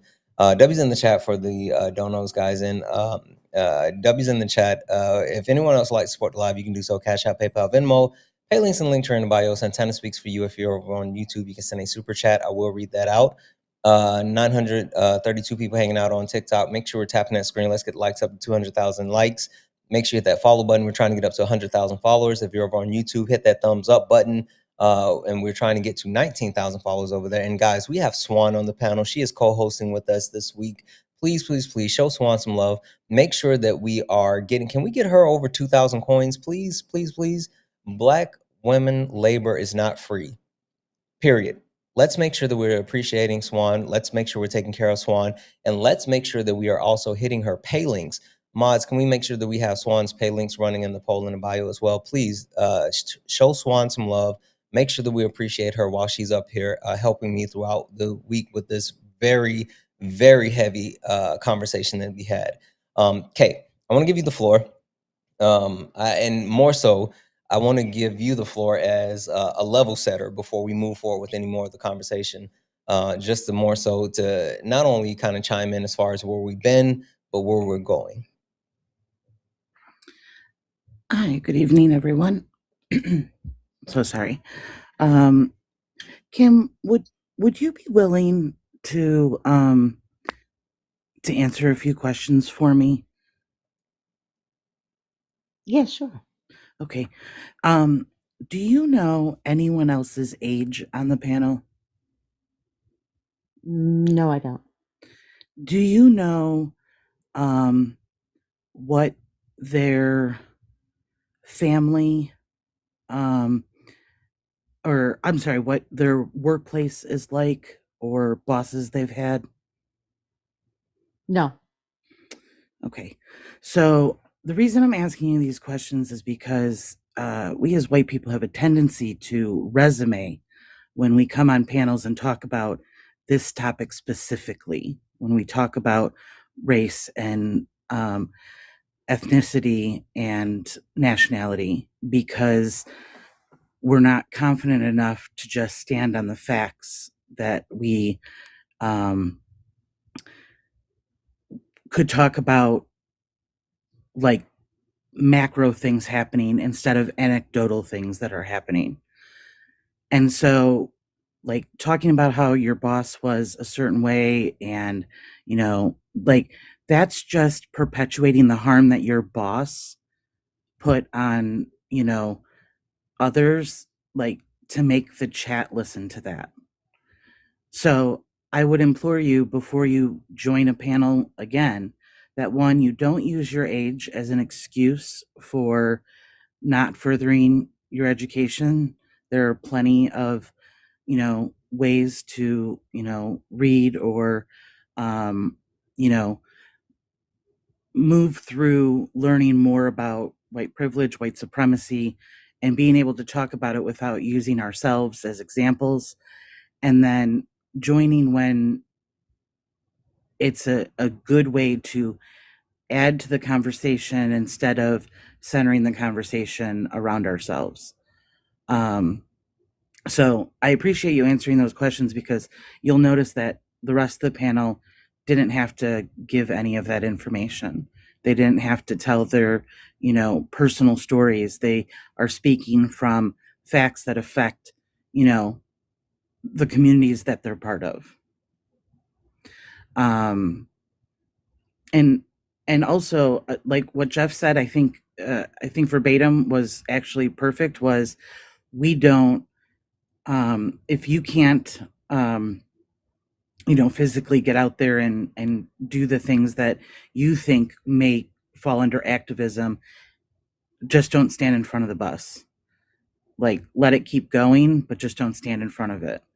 And I think that was a really, really important sentiment that he shared with us, was that we may not all be able to do, you know, the, you know, pavement work. I will not say the few words that go with that, but you can do things even at home to not be in the way. And one of those things would be, you know, joining a panel and then giving anecdotal information and things like that. So that's all. Thank you, From me Kay. on that. I apologize for that. And I Yeah, don't even think it's an apology. It's just more of an acknowledgement of like, I do. if you watch panels like this, you will see us do this. This is a thing we do. You like, we just cannot seem to help ourselves and just stick to the topic and just say, oh, my race is this, my nationality is this, my ethnicity is this, and just then answer the questions as they're given to us. We have to like somehow work into our job and work into our this and work into our that. And you'll just notice when you hear these conversations that that is not something that you will hear from other people other than white people, especially white women. And that's on us to do better. I agree. And I say And us because I agree. we're both I, white, so yes, and it's good. And I'm almost 50, so it's not like we're not shaming, we're not aging, no ageism here, none of that good stuff, but just kind of join when you're ready to include something good into the conversation. Otherwise, we're always good in the comments when we're not needed. thank you. You Perfect. can.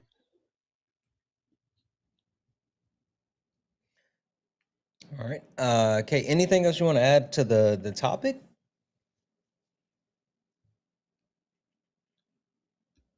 As I don't lean on Adria while my eyes are super old. And that is really bright. And then it disappeared. No, I think that the video was a lot, and I think I think it was awesome to see like the evolution of it and what was in it, and like asking to like hear it again and then hear it again. And I You know think who that sent me a I message just, and said maybe you should replay it again. of course. Of course. But I think you guys are doing a great job, so I'm so glad you're here tonight, and I'm gonna let you get back to your conversation. Thank you, Kay. All right. Gucci. Hey, Gucci. Hey, Santana. How are you? I'm good. How are you? Good, good, good. Gucci, I got a special question for Hi, you, but Swan. first, let's. Oh, sorry. Excuse me. Go ahead. I just wanted to say hi, Swan, because I'm a fan. Hey Gucci, how are you? I'm good. How are you? I'm doing good. It's the first time I get to hear your voice.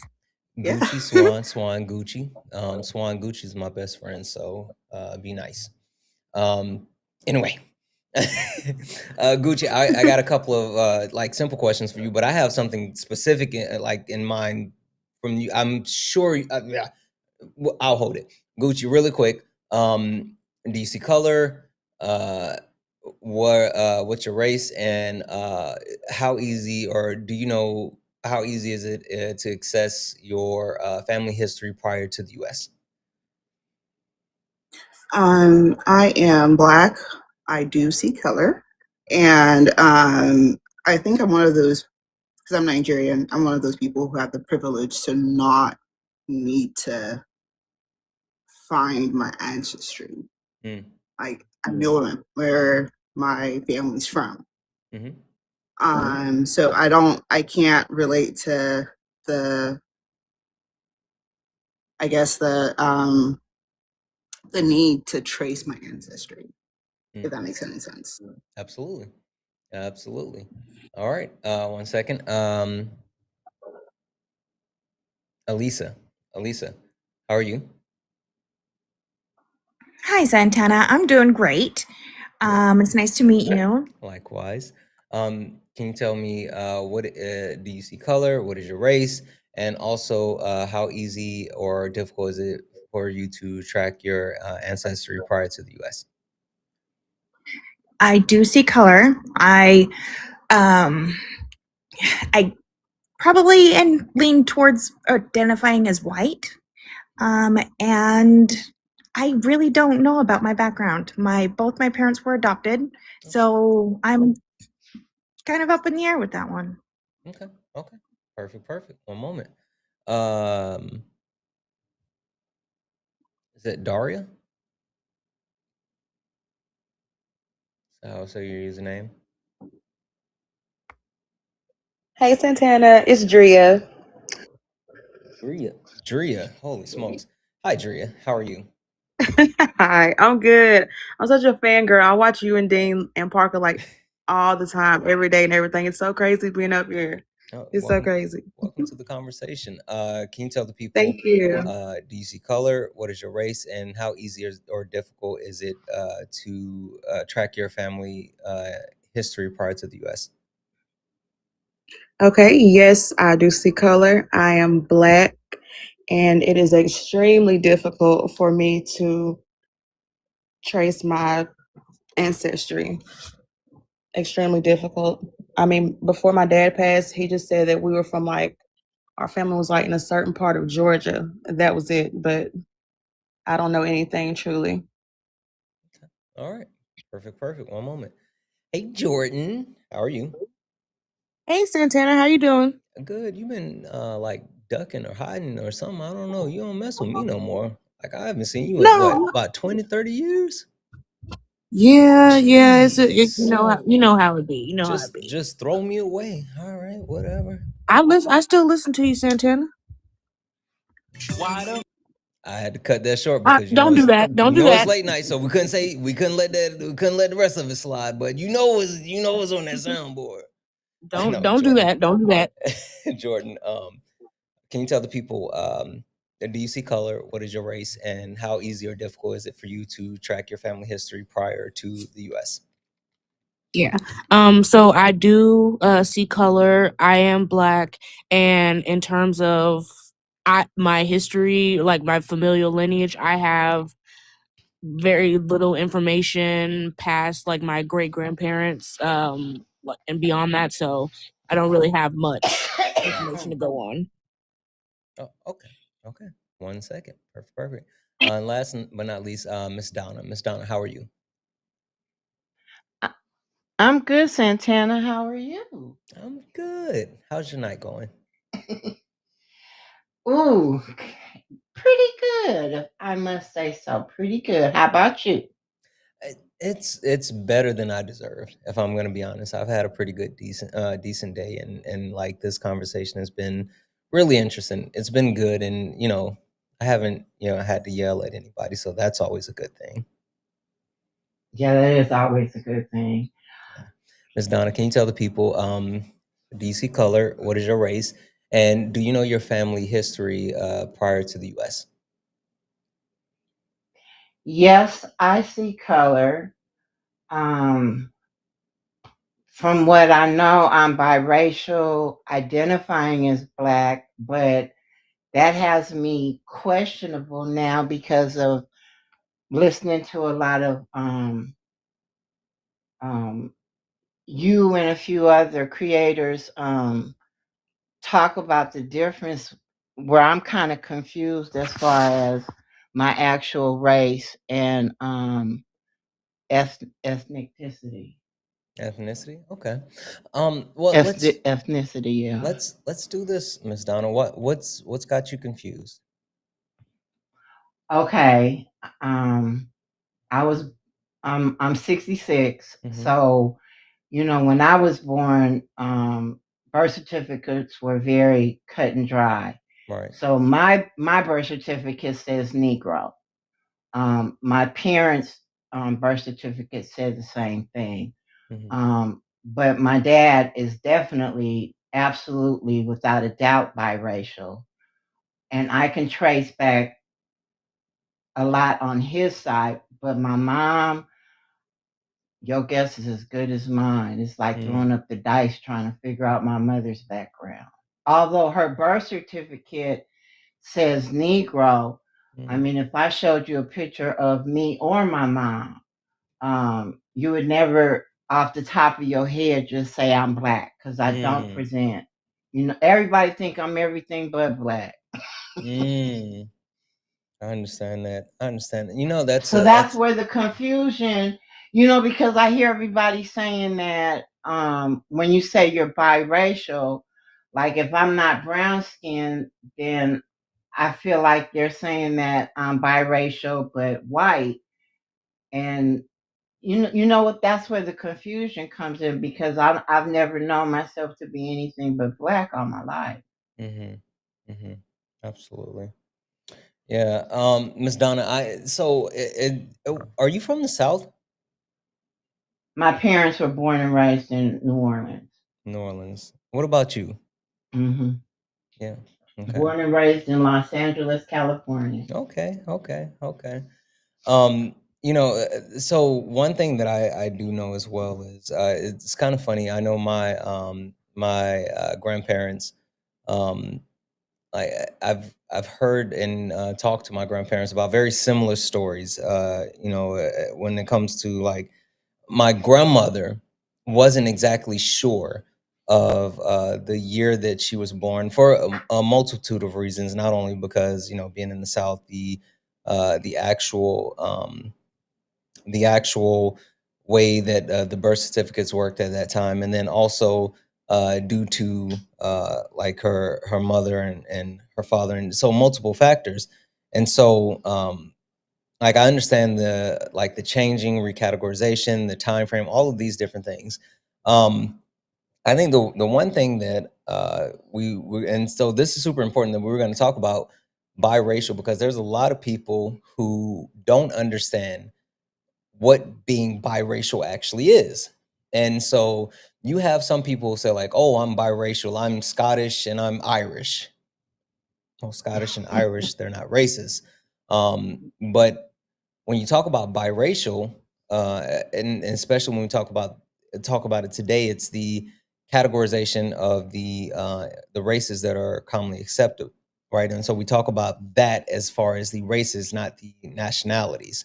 So Miss Donna, and I guess you said that looking at a picture of your mom, it's a little bit hard. Swan, any thoughts on how to really, I guess, narrow it down? Because I would, I don't know. Swan, what do you think? Yeah, it sounds like she might not be biracial depending on how her father presents, because she said that he was biracial. So if he presents as black, right, even if he's light skinned, and your mother, if she not even presents, if she's light skinned black, even if he's a light skinned black person, right, if your mother's a light skinned black person, then you would still be monoracially black. I think the confusion is that people think that they can guess what the outcome of an interracial couple having a child is going to be, and we can't necessarily guess that, right? For example, there's Logic. He's a rap artist. Some of y'all may know who he is. He presents as white. No one would look at him and think, oh, he might have a black parent, but he does have a father who's black, right? So he would be a white presenting biracial person. If we were to look at somebody like Lenny Kravitz or Barack Obama, they have a white parent and a black parent, but they definitely don't present white. They are black, and there's no mistaking that they are black.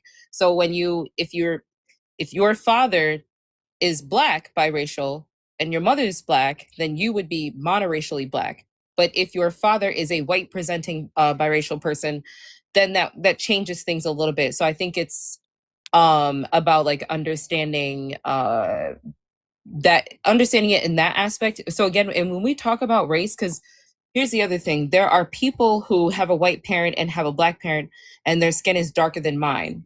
No one's questioning that they're biracial. This is because of the ways in which we've just been conditioned and how we've been socialized. And also, like, every light-skinned black person is not biracial. I have mutuals who have two dark skin, monoracially black, right? Both their parents are dark skinned, and they are very, very, very, very light skinned, right? So I think it's important for people to understand that aspect to it. Does that make sense? Yeah, that makes a lot more sense, because my grandfather was white and my grandmother was black. Okay. And my dad and his two sisters were not dark skinned like my grandmother, but they're very much black presenting. If you saw my father or my two aunts, rest in peace, you would know that they were black. There would never be a question with my aunt and my dad.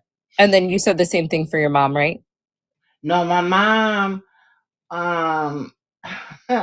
my mother looks white, maybe Hispanic, and everybody on my mother's side, as far as my cousins and stuff are concerned, it looks like rainbow of the century, and that meaning that I have cousins that are very fair skinned with green eyes, and then I have cousins that are like me, which we would be considered like the darkies because we Oh, you tan want to say real you want to Dark say heavily that, in skin, the Miss dark skin. Donna? Yeah, summer. don't say darky, say We dark don't want skin. to say that one, Miss Okay, Donna. dark. Well, that's what I'm sorry, but that's No, what my that's okay. cousin always calls Well, me. tell your cousin don't call you that. Just tell your cousin if they call you that again, I'm they're gonna have to come see me. We don't do that. okay. I will Yeah. tell them that because, but see, learning from you guys, Santana, is helping me learn things that I've been grew up with, and you let it go. That's not okay for people to say certain things to Absolutely, you. absolutely. Would That you is really not okay. would you say, Miss Dot, because there's a difference between a person who is white and a person who may be like racially ambiguous. So, like looking at your mother, would you say that if she was to walk out into society and people saw her, would they think that she's racially ambiguous or would they think that she's white? White. White. Okay, so then yeah, you would be a black biracial person. That makes sense.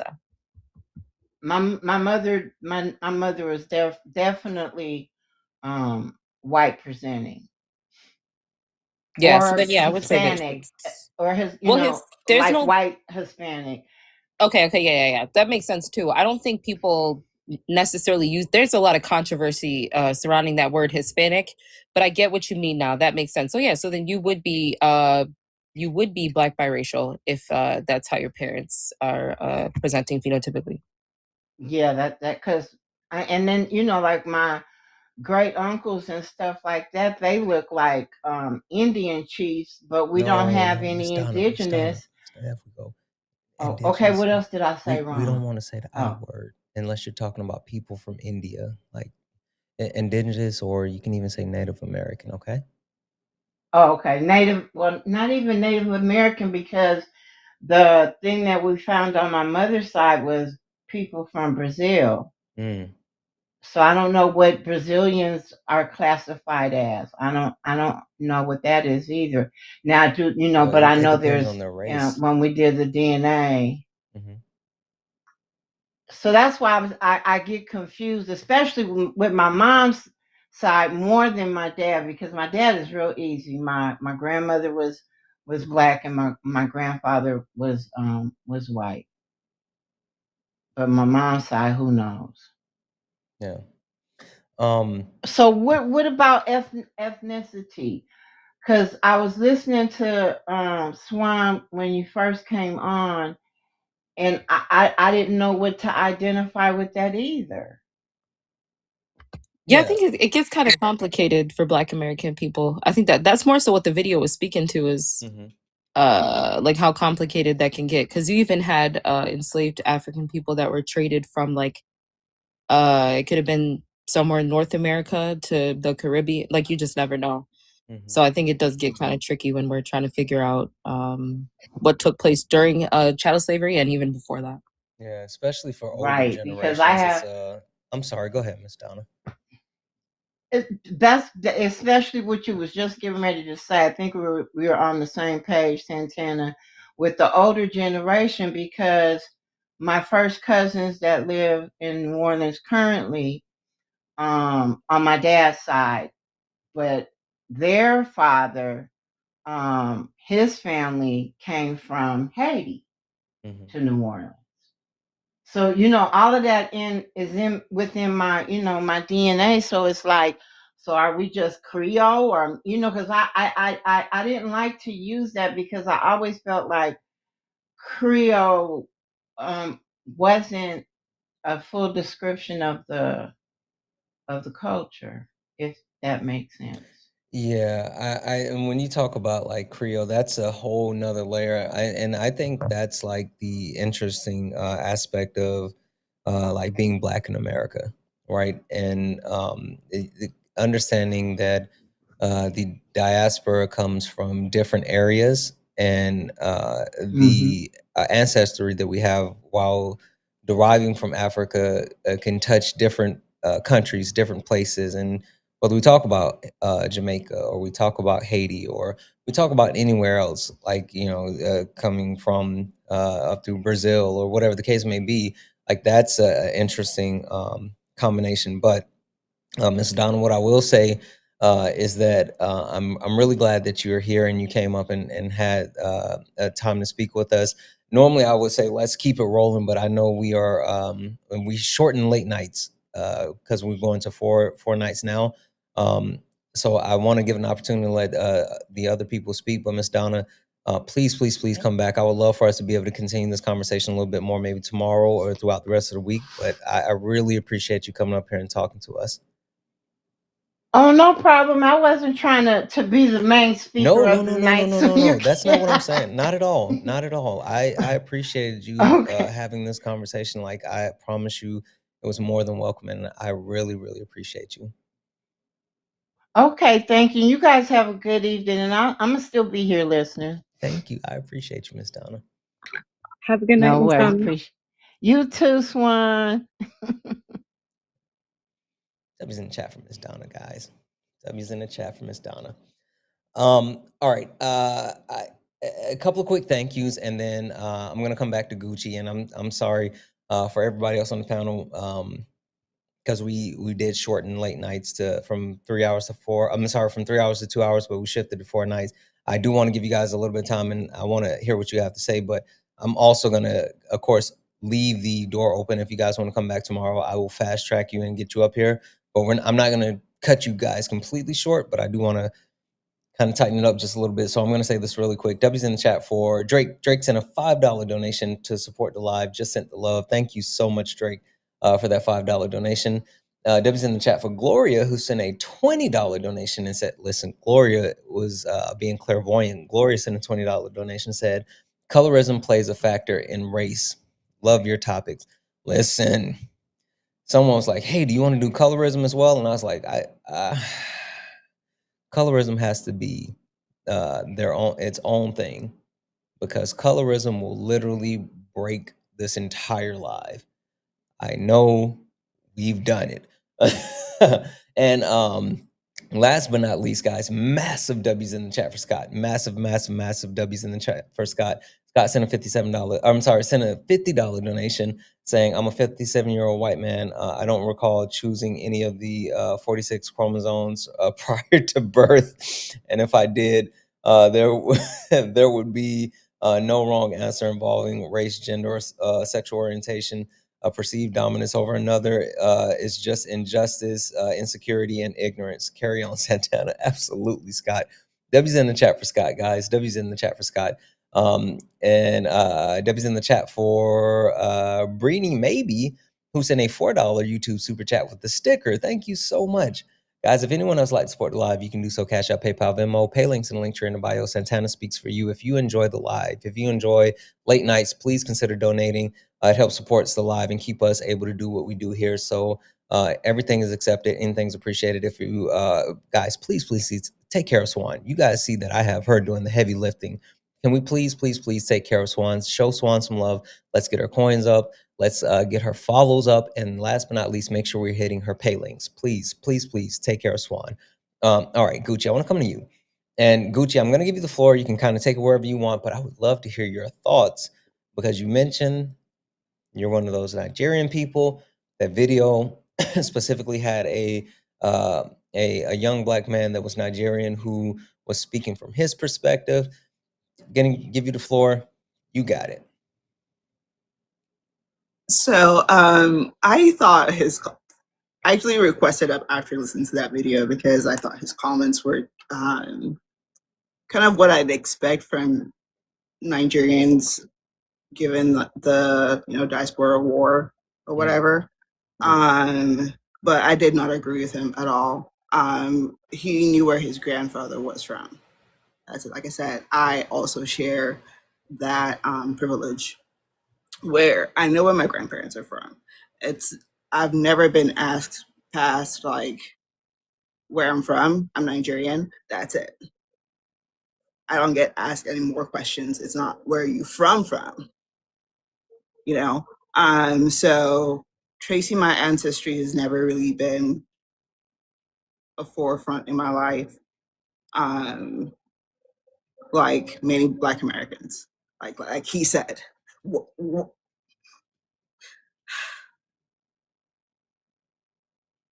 I don't understand why he has an issue with it. I don't understand why people have an issue with it. Even if that was the case, that people didn't know where their ancestry was from. Why are there people who have an issue with it? It's what I don't understand. Which is what pissed me off about his video and just in general, like why. Gucci, and I mean, I'm gonna be honest with you. There's a super interesting disconnection, and it's super funny because I've had this conversation with my wife, right? There's been a disconnection as far as like Black people across the board, and then the way that Black people in America were told that Black people in Africa don't like us, and the way they perceived us. And then also Black people from Africa were told similar things as far as like Black Americans. And it goes back to what I was saying. The only benefit from like fractures within the diaspora is white supremacy being upheld. Anyone that's looking to divide Black people is only looking to divide solidarity, as Solid would say all the time, for the proletariat, but for like Black people as a whole. And it's literally a tool that is being used to marginalize, disenfranchise, and also harm the people that they want to continue to harm in order to exploit. So understanding that it's rooted in ignorance, it's rooted in white supremacy, and the people that are parroting these points are playing right into into that hand. That's why I say that's why I've been adamant about what I've said. I don't care what's your ethnicity. I don't care what your nationality is. I will never deny the Blackness of any Black person, because I refuse to uphold white supremacy, and I'm not going to let that happen. And so I think it's about uh, educating ourselves, educating each other, and then actively fighting back from that, and helping people around us understand that. That's what it's about, Gucci. I wish more people realized how much it ties back into white supremacy. Like it's the same talking points that they have, and it always just gets to me whenever Nigerians or Africans in general ask that question or make that kind of statement. Yeah. Like, you're right. Gucci, that's one other question I would have for you.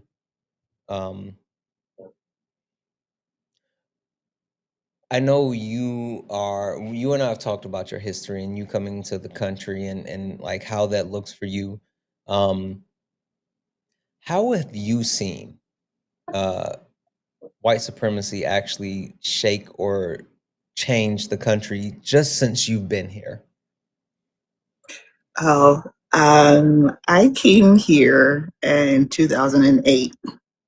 And if anyone's wondering why that year is so important, it's when Obama was elected. And I moved to Texas, East Texas, one of the reddest parts of Texas, really. And it was shocking to see just how blatant it was. And it was even more shocking to see or to have learned over the course of the years how many people are blind to that fact.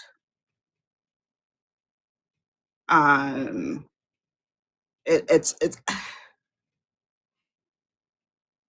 when I moved here, or I guess before I moved here, for me, our biggest problems was back in Nigeria, just different things, nothing to do with race, nothing to do with race. And then I moved here, and it seemed like race was the forefront of everything.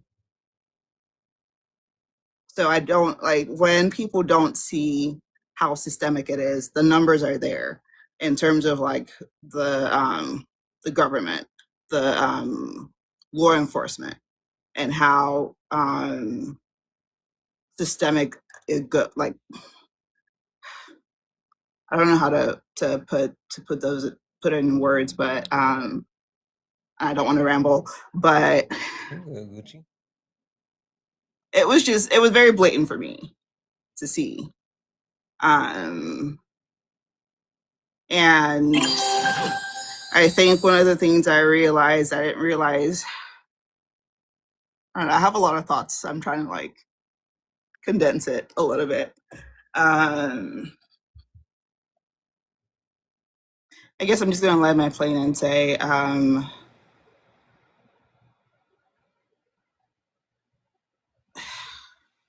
someone said education was the way to go, and I think we've seen it here more, where people are now more realizing how much white supremacy ties into our society, and we can only just work forward from here. And I guess like make it more known. I don't know. I'm gonna stop. No, you're good. You're good. You're good, Gucci. You're good. The only reason I had that question for you is because I think it's an interesting perspective, because I do know that there's a huge shift in how prevalent. I understand that racism exists throughout the globe, but there's differences in that, and especially like now how it's front and center and being like literally flaunted in people's faces. And so I think that it's a lot to be said to that. But Gucci, thank you so much for trying to at least put it in words for us. And Gucci, I'm sorry to cut it short, but listen, It's okay. I would love for you to come back tomorrow if you could. I will be here. Okay. All right. I appreciate you. Thank you for having me. That was in the chat for Gucci. Let's see here. Elisa. Hey. So again, I apologize that we kind of went in a different direction, and again, overall, I don't want to cut you short, but I would love to give you the floor and just know what you would like to add to the overall conversation. Is there anything that was said throughout the night that really caught your attention and made you want to come up? Anything that you're interested in? Anything that you really think is necessary for us to really get to as a point of conversation with this entire topic? Yeah, I just was mostly when Kim was up here talking about how she had lineage from Germany and all that jazz. I know that there's a lot of things that came over from Germany. There were a lot of people that also from Germany that were given a free ride because they knew something, and so they got off easy. And their beliefs went out into the community, and so it also contributed to the beliefs of the KKK, as well as many other things. And that's pretty much why I came up, was just to be like, hey, I get that. Like, I see how there's so many different aspects of how the white supremacy could have grown, not only from our government at the moment, but also from the many aspects of the generational hate, as well as the others that have been brought in from outside of the United States that have contributed to and snowballed the effect. Yeah, absolutely.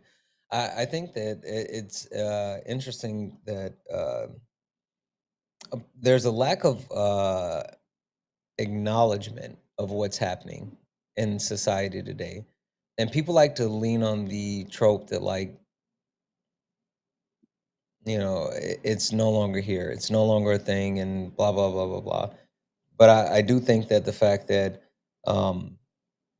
acknowledging that it's prevalent, it's being promoted, it's being pushed, it's being disguised in multiple ways, and fighting white supremacy is a must. Like, there's no way around it, and it has to be called out.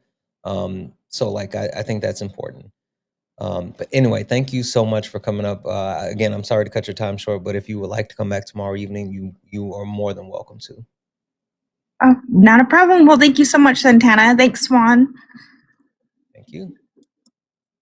Have a good night. All right, Jordan, what you want to talk about? What you got? Oh my God! Don't act like that. Don't act like that.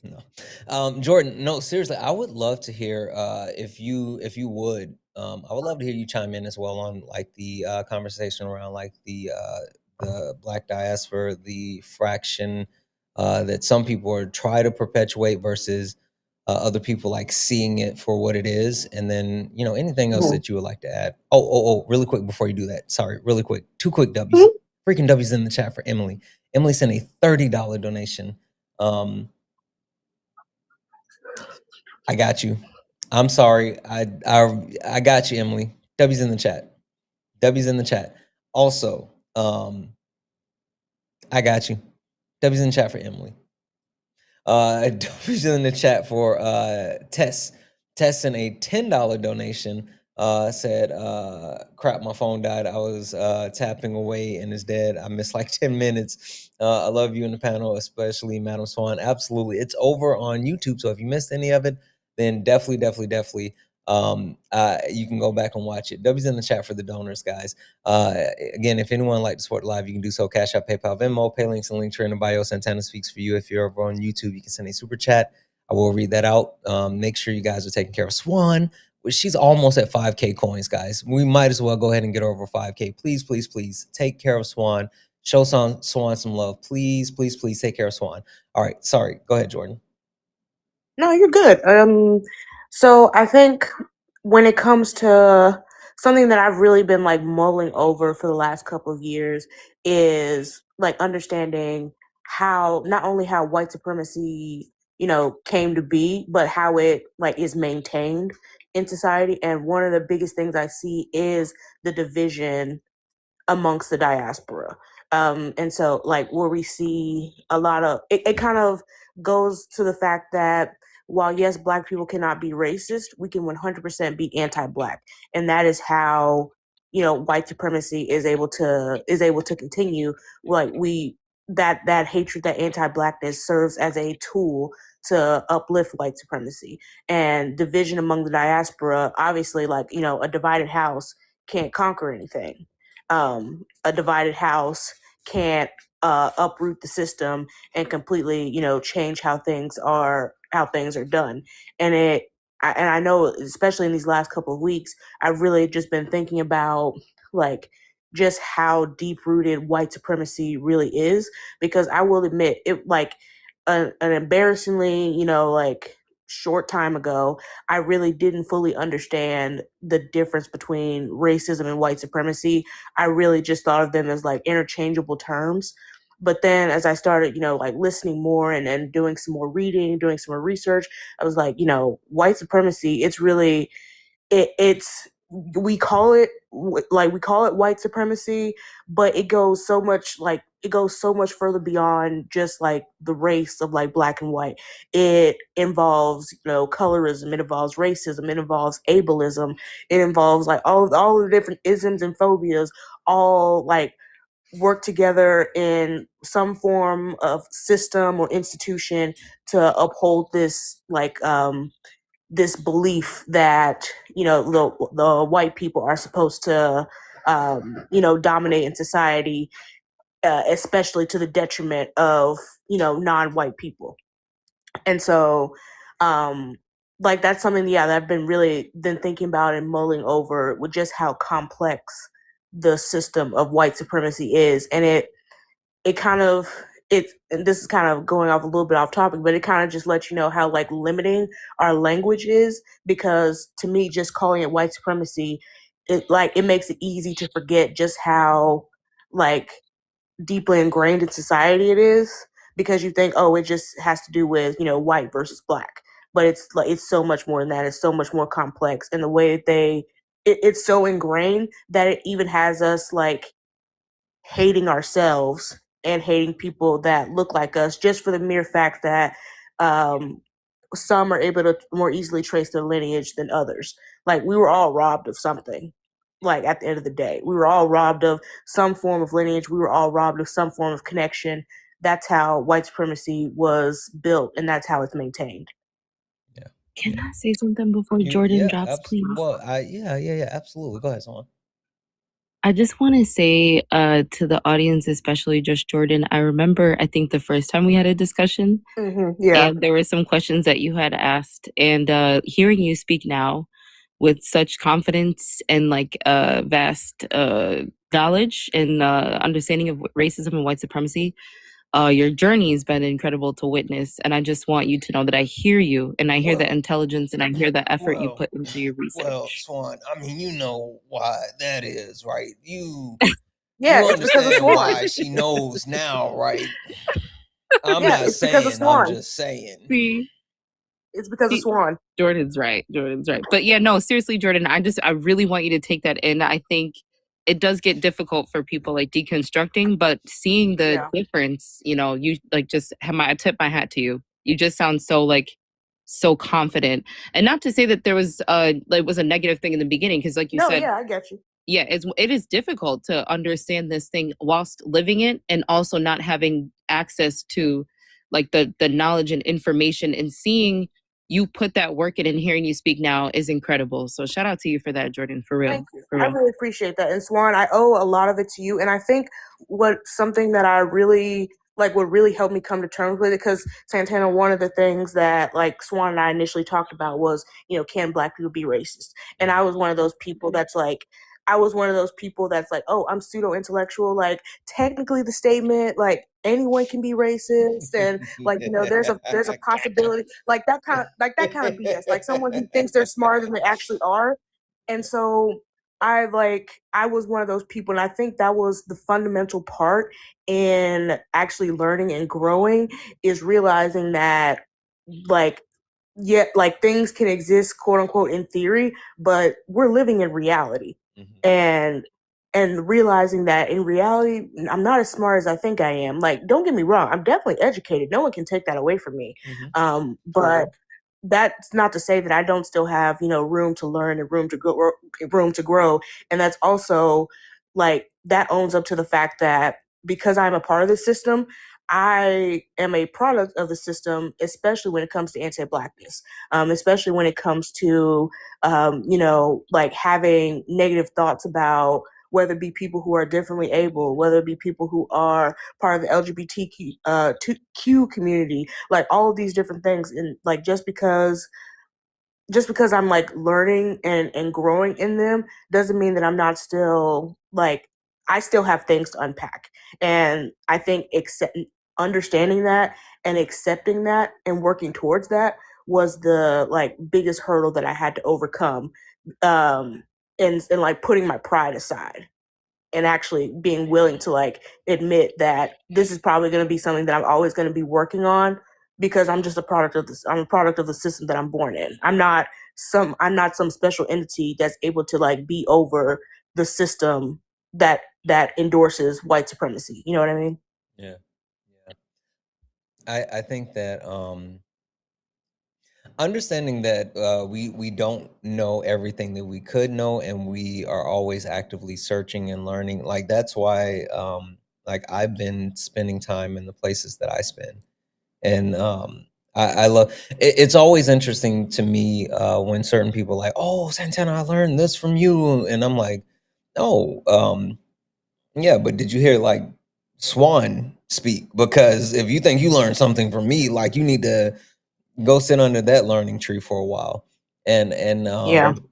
like I think for me, it's understanding that we all have the ability to learn more, grow more, and become better. And that's what this. That's why I love late nights. Right? It's always an opportunity to challenge the way we think and to interact with something new. And like I completely understand exactly where you're coming from. I Yeah. completely get it. Yeah, like when it comes to people that have influenced me the most, definitely you, Santana, but also Swan, Sean, Jeff, and Solid. Like Solid's I okay. have, He's okay. oh my God, I have Yeah. in some way or other been dog walked by every single one of them, and I can't even be mad at it because I'm like, damn, they really got me. They really opened my eyes to stuff that I just like was not like knowledgeable of before. So it's just, that's kind of how I approach conversations in general when it comes to this. Like, get comfortable being dog walked, get comfortable being, like outmatched by someone who's smarter than you. Cause that's just another, like, don't see it as like a point of defeat. See it as like, oh, that's something like that I can achieve. That's something better that I can achieve. I can, just like they read books to become educated, I can read those same books. I can, I can read other books as well. Like, so see it as like a goal to reach rather than like rather than like this is just like something that's defeating me, and because I'm in my feelings, I'm gonna reject it. Yeah, no, I think that like there's nothing wrong with intellectual jousting, and seeking out people who are gonna actually make you better is like what you have to actively do at all times. So, like, you know, I'll say this, Jordan, just between me and you, I've been trying to debate Sean for a while, but Sean don't want to smoke, so don't clip me. Really, Don't nobody clip me. I'm not Don't gonna nobody. lie, Santana. Do you want the smoke of Sean? No, I don't. I listen. I'm just feeling myself in this Because moment. not I only does I am Swan literally dog lying. walk, but I am she does literally it. lying. I am literally. I let Okay, me go on. Where's my camera? Where's my camera? Is this my camera? right there.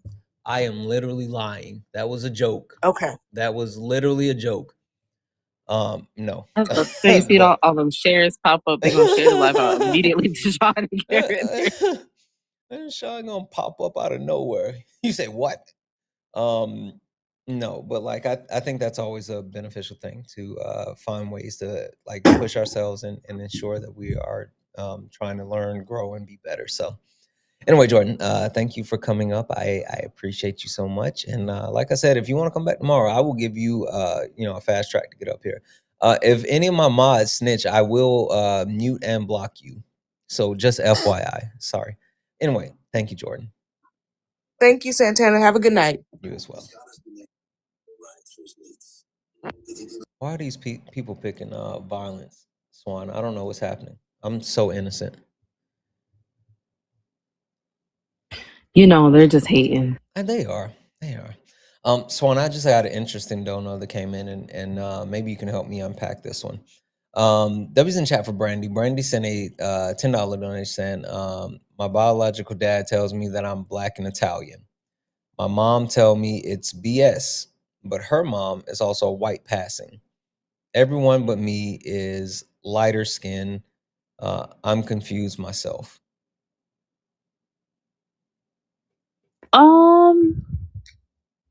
I'm not sure. They'd have to make the distinction between passing and presenting, because passing is an action that you take. Mhm. So you change your appearance to present in order to appear as you're white. Mhm. Presenting, you don't have to do anything. You just, people are going to think you're white and that's it. Right. So there's like that distinction has to be made, but it also Looking at sounds like, looking at the picture, I'm pretty sure that her mom is white. Not okay, passing, so but then, like yeah, because she is yeah. yeah. So then they'd be Black biracial. What they said their dad was again? Black and Italian. She didn't say what her dad was. She just said her dad says that she's Black and Italian, and her mom Okay, said I that's see. BS. Yeah, that's because the mom feels as though they may be getting erased, if that makes sense. Mm-hmm. We tend to see that typically when you have a person that has a white parent. I think the problem is that if a person says that they are Black biracial, for some reason white people think that they're getting erased from their child's from their identity, which is not true. Ethnically, absolutely 100%. But when it comes to, oh wait, my mom is Black. Well, I mean, if Is she in the mom, comments? yeah, I think this is her right here. If your mom is Black, then what it Brandy, do sounds you like want you're dealing with is, Brandy, do no, you go want to ahead, go come ahead. up for a second? If you want to come up for a moment and we can have this conversation just for a few minutes, you can definitely come up.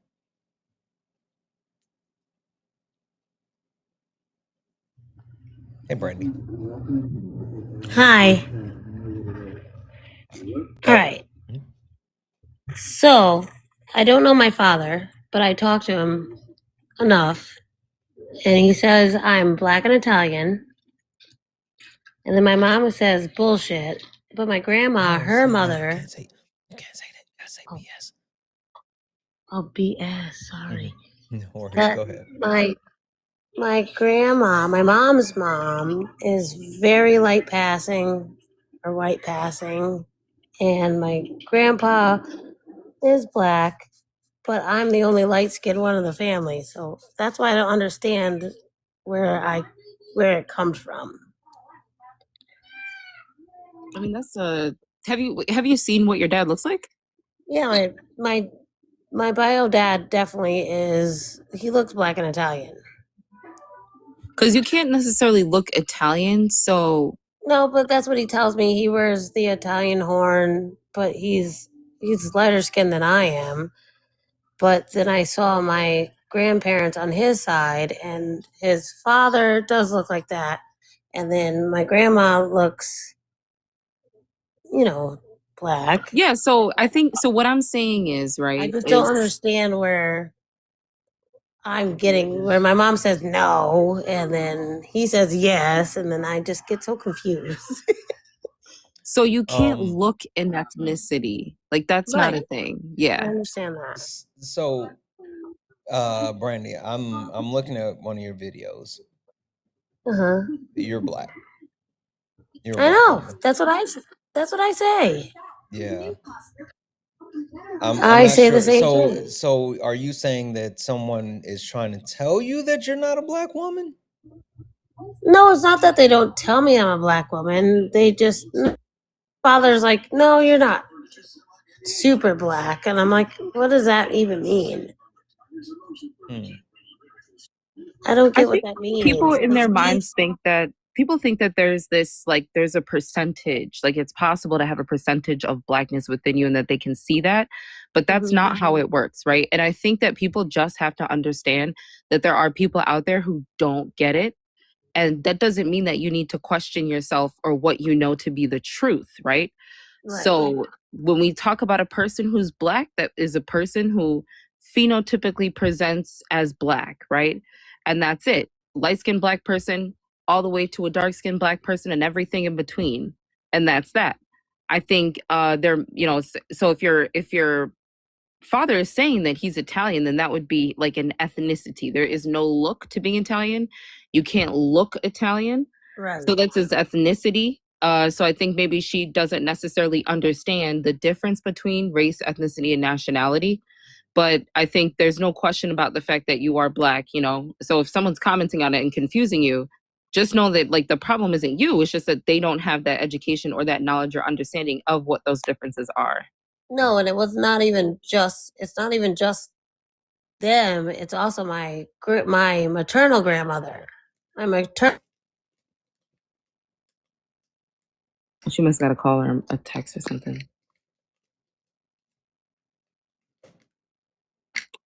Brittany, hit your mute button. No, she's not muted.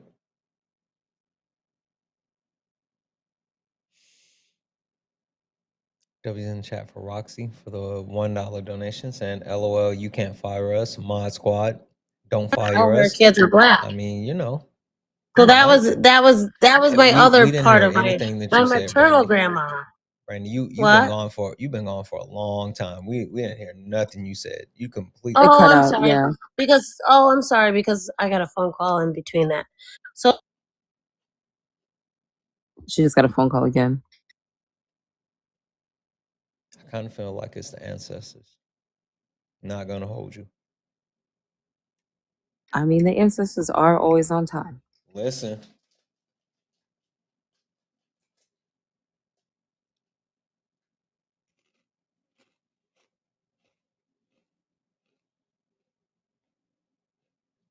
How about them Cowboys?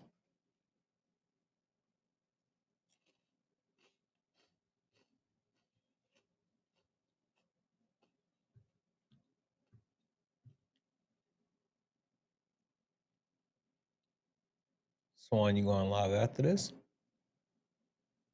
Yes, definitely. I'm sorry. Did you hear any of that? Nope. We didn't hear any of that either.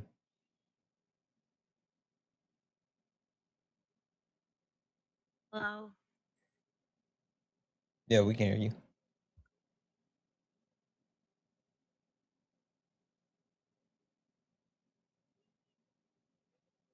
Listen, I remember watching Santana. Black Panther. Santana. Oh, sorry.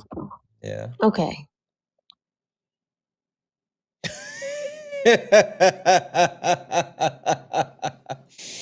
I remember watching Black Panther, and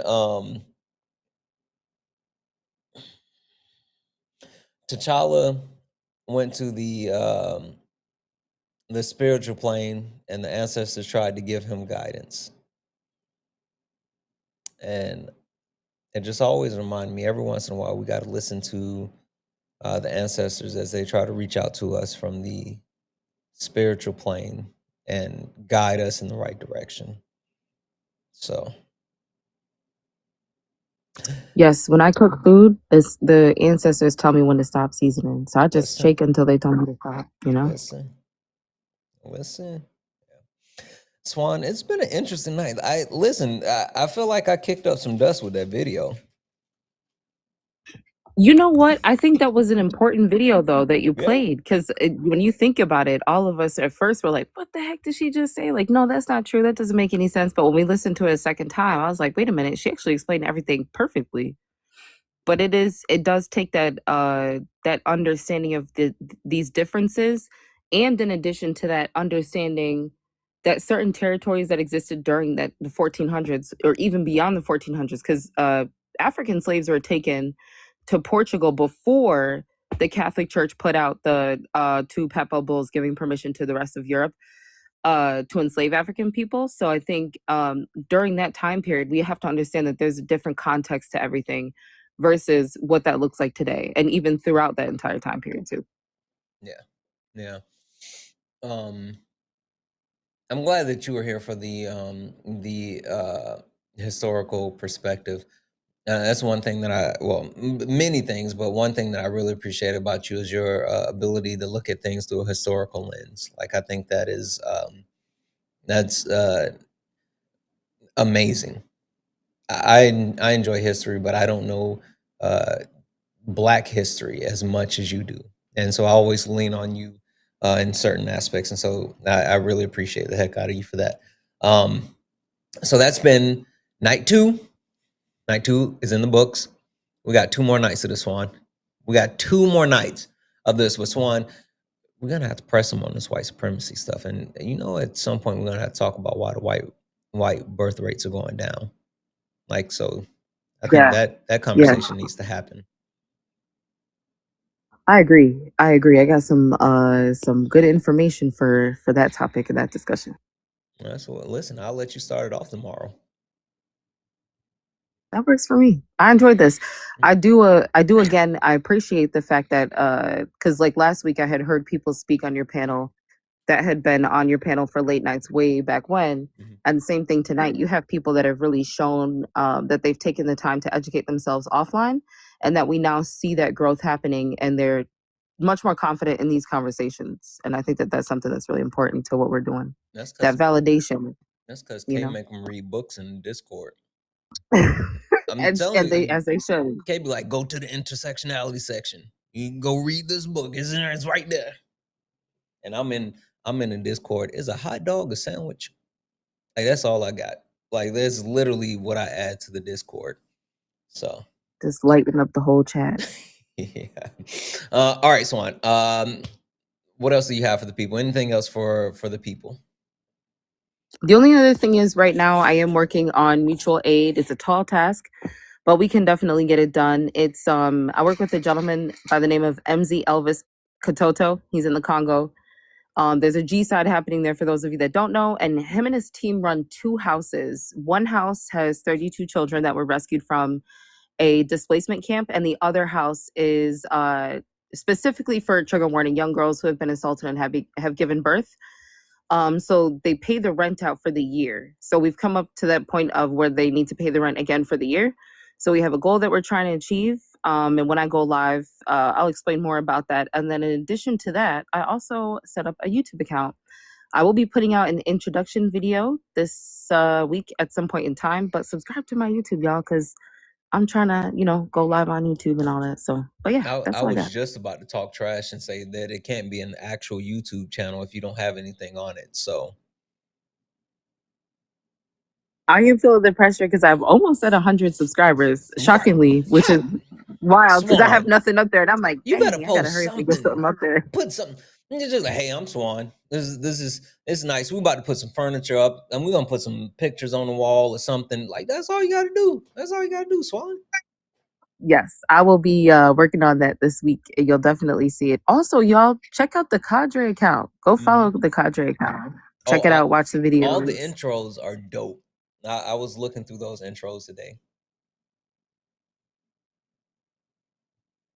Super exciting. But yeah, that's all I got. Thank you for having me. I appreciate it. Absolutely. I didn't know if you want to drop and then we send you a raid. Are you going live on this account?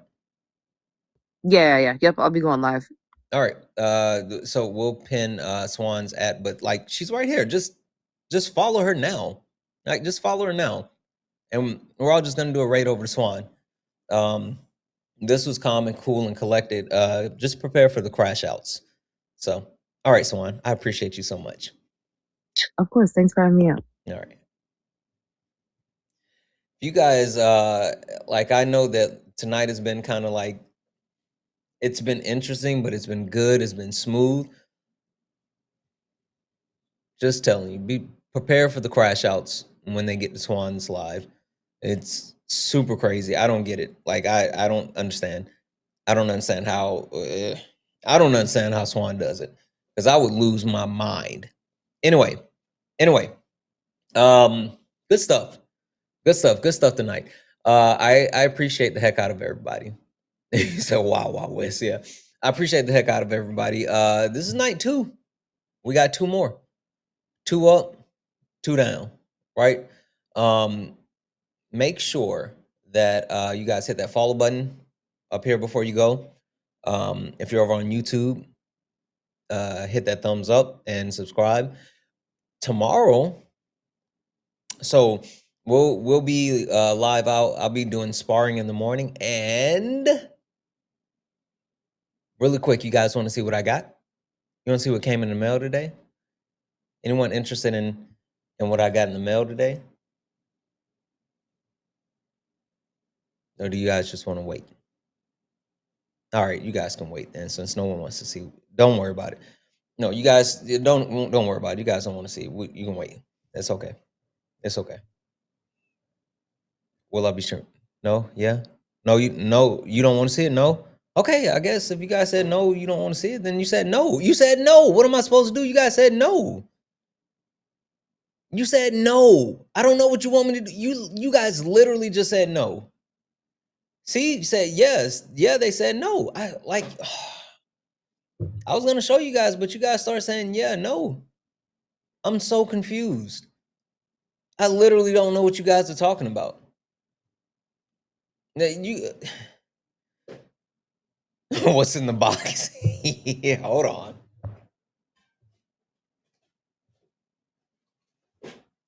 All right, what's in the box? What's in the box?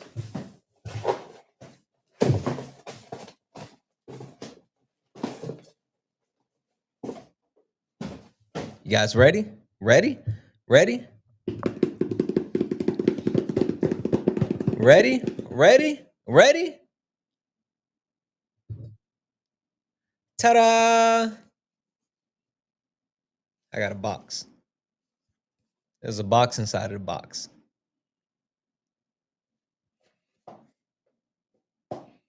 Are you a monk yet? Anyway, we're gonna get out of here. We're gonna get out of here. We are going to get out of here. No, I'm not gonna do you guys like that. That would be some next level petty.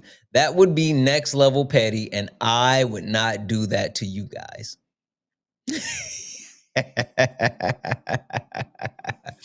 No. That would be next level petty, but I'm not gonna do that to you guys.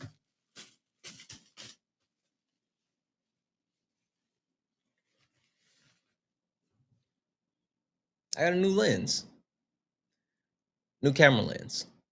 So, This should help, right? With the my wife told me my face is in the screen and it's like boom, boom, boom, boom. So I got a new lens, and hopefully this will help with the actual visuals. So I'm not like up on you. I'm not like, right? Because I know you felt me come at you just now, right? Like, right? Ah, yeah. So hopefully that'll help with that. So we'll have it in the morning. We'll have it in the morning. We're gonna go with the new lens. So 3D action. Yeah. All right. I'm sure Swan's on by now, guys. Let's get out of here. You said 50. No, I had to bring it down because this one's too high powered. This one's too high powered, and where like I am, like I'm too close. Is the space isn't, yeah. So anyway, co-host, so we can come over. Co-host what? Co-host what? I'm so confused. Oh, co-host. I don't like I think the way that Swan does her panel, I don't know if I can co-host. Let's see. Looks like Swan isn't even live yet. Where's Swan? Tell Swan to go live.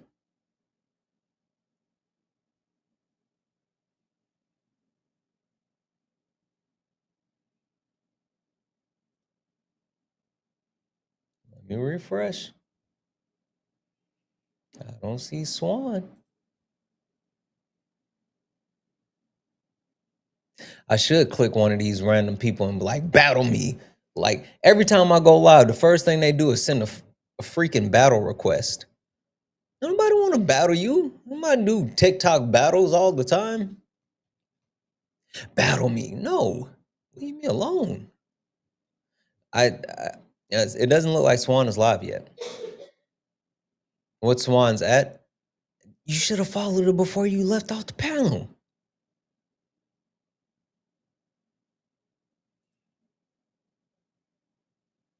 I don't see Swan. I think Swan is on CP time. We got to call it. Sorry, Swan. I don't know what Swan doing. Swan said we're gonna do a reset. We'll be back in 15 seconds and come back in like 45 minutes. I've never seen a 15-second reset take 45 minutes. I'm sitting there refreshing my phone. Where is Swan at? What is happening? Why is Swan not back on yet?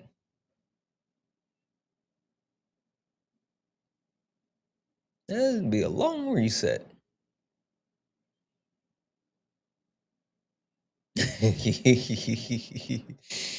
All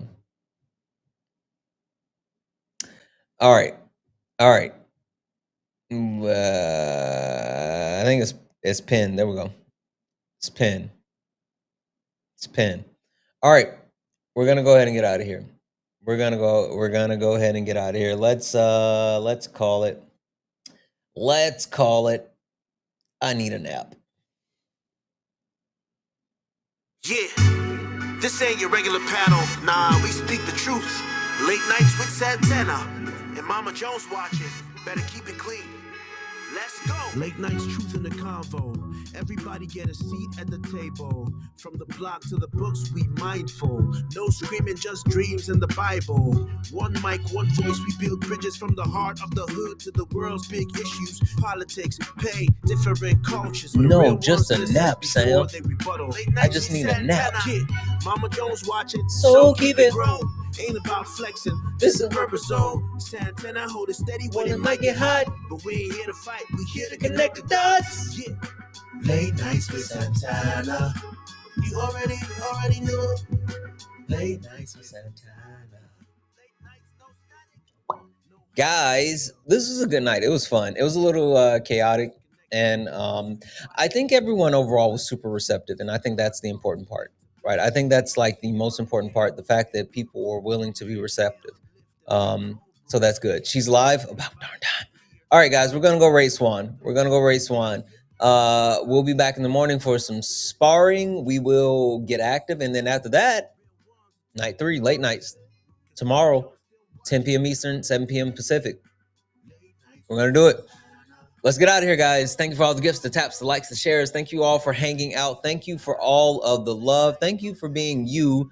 Thank you for everything that you do. I love you all. And as always, peace.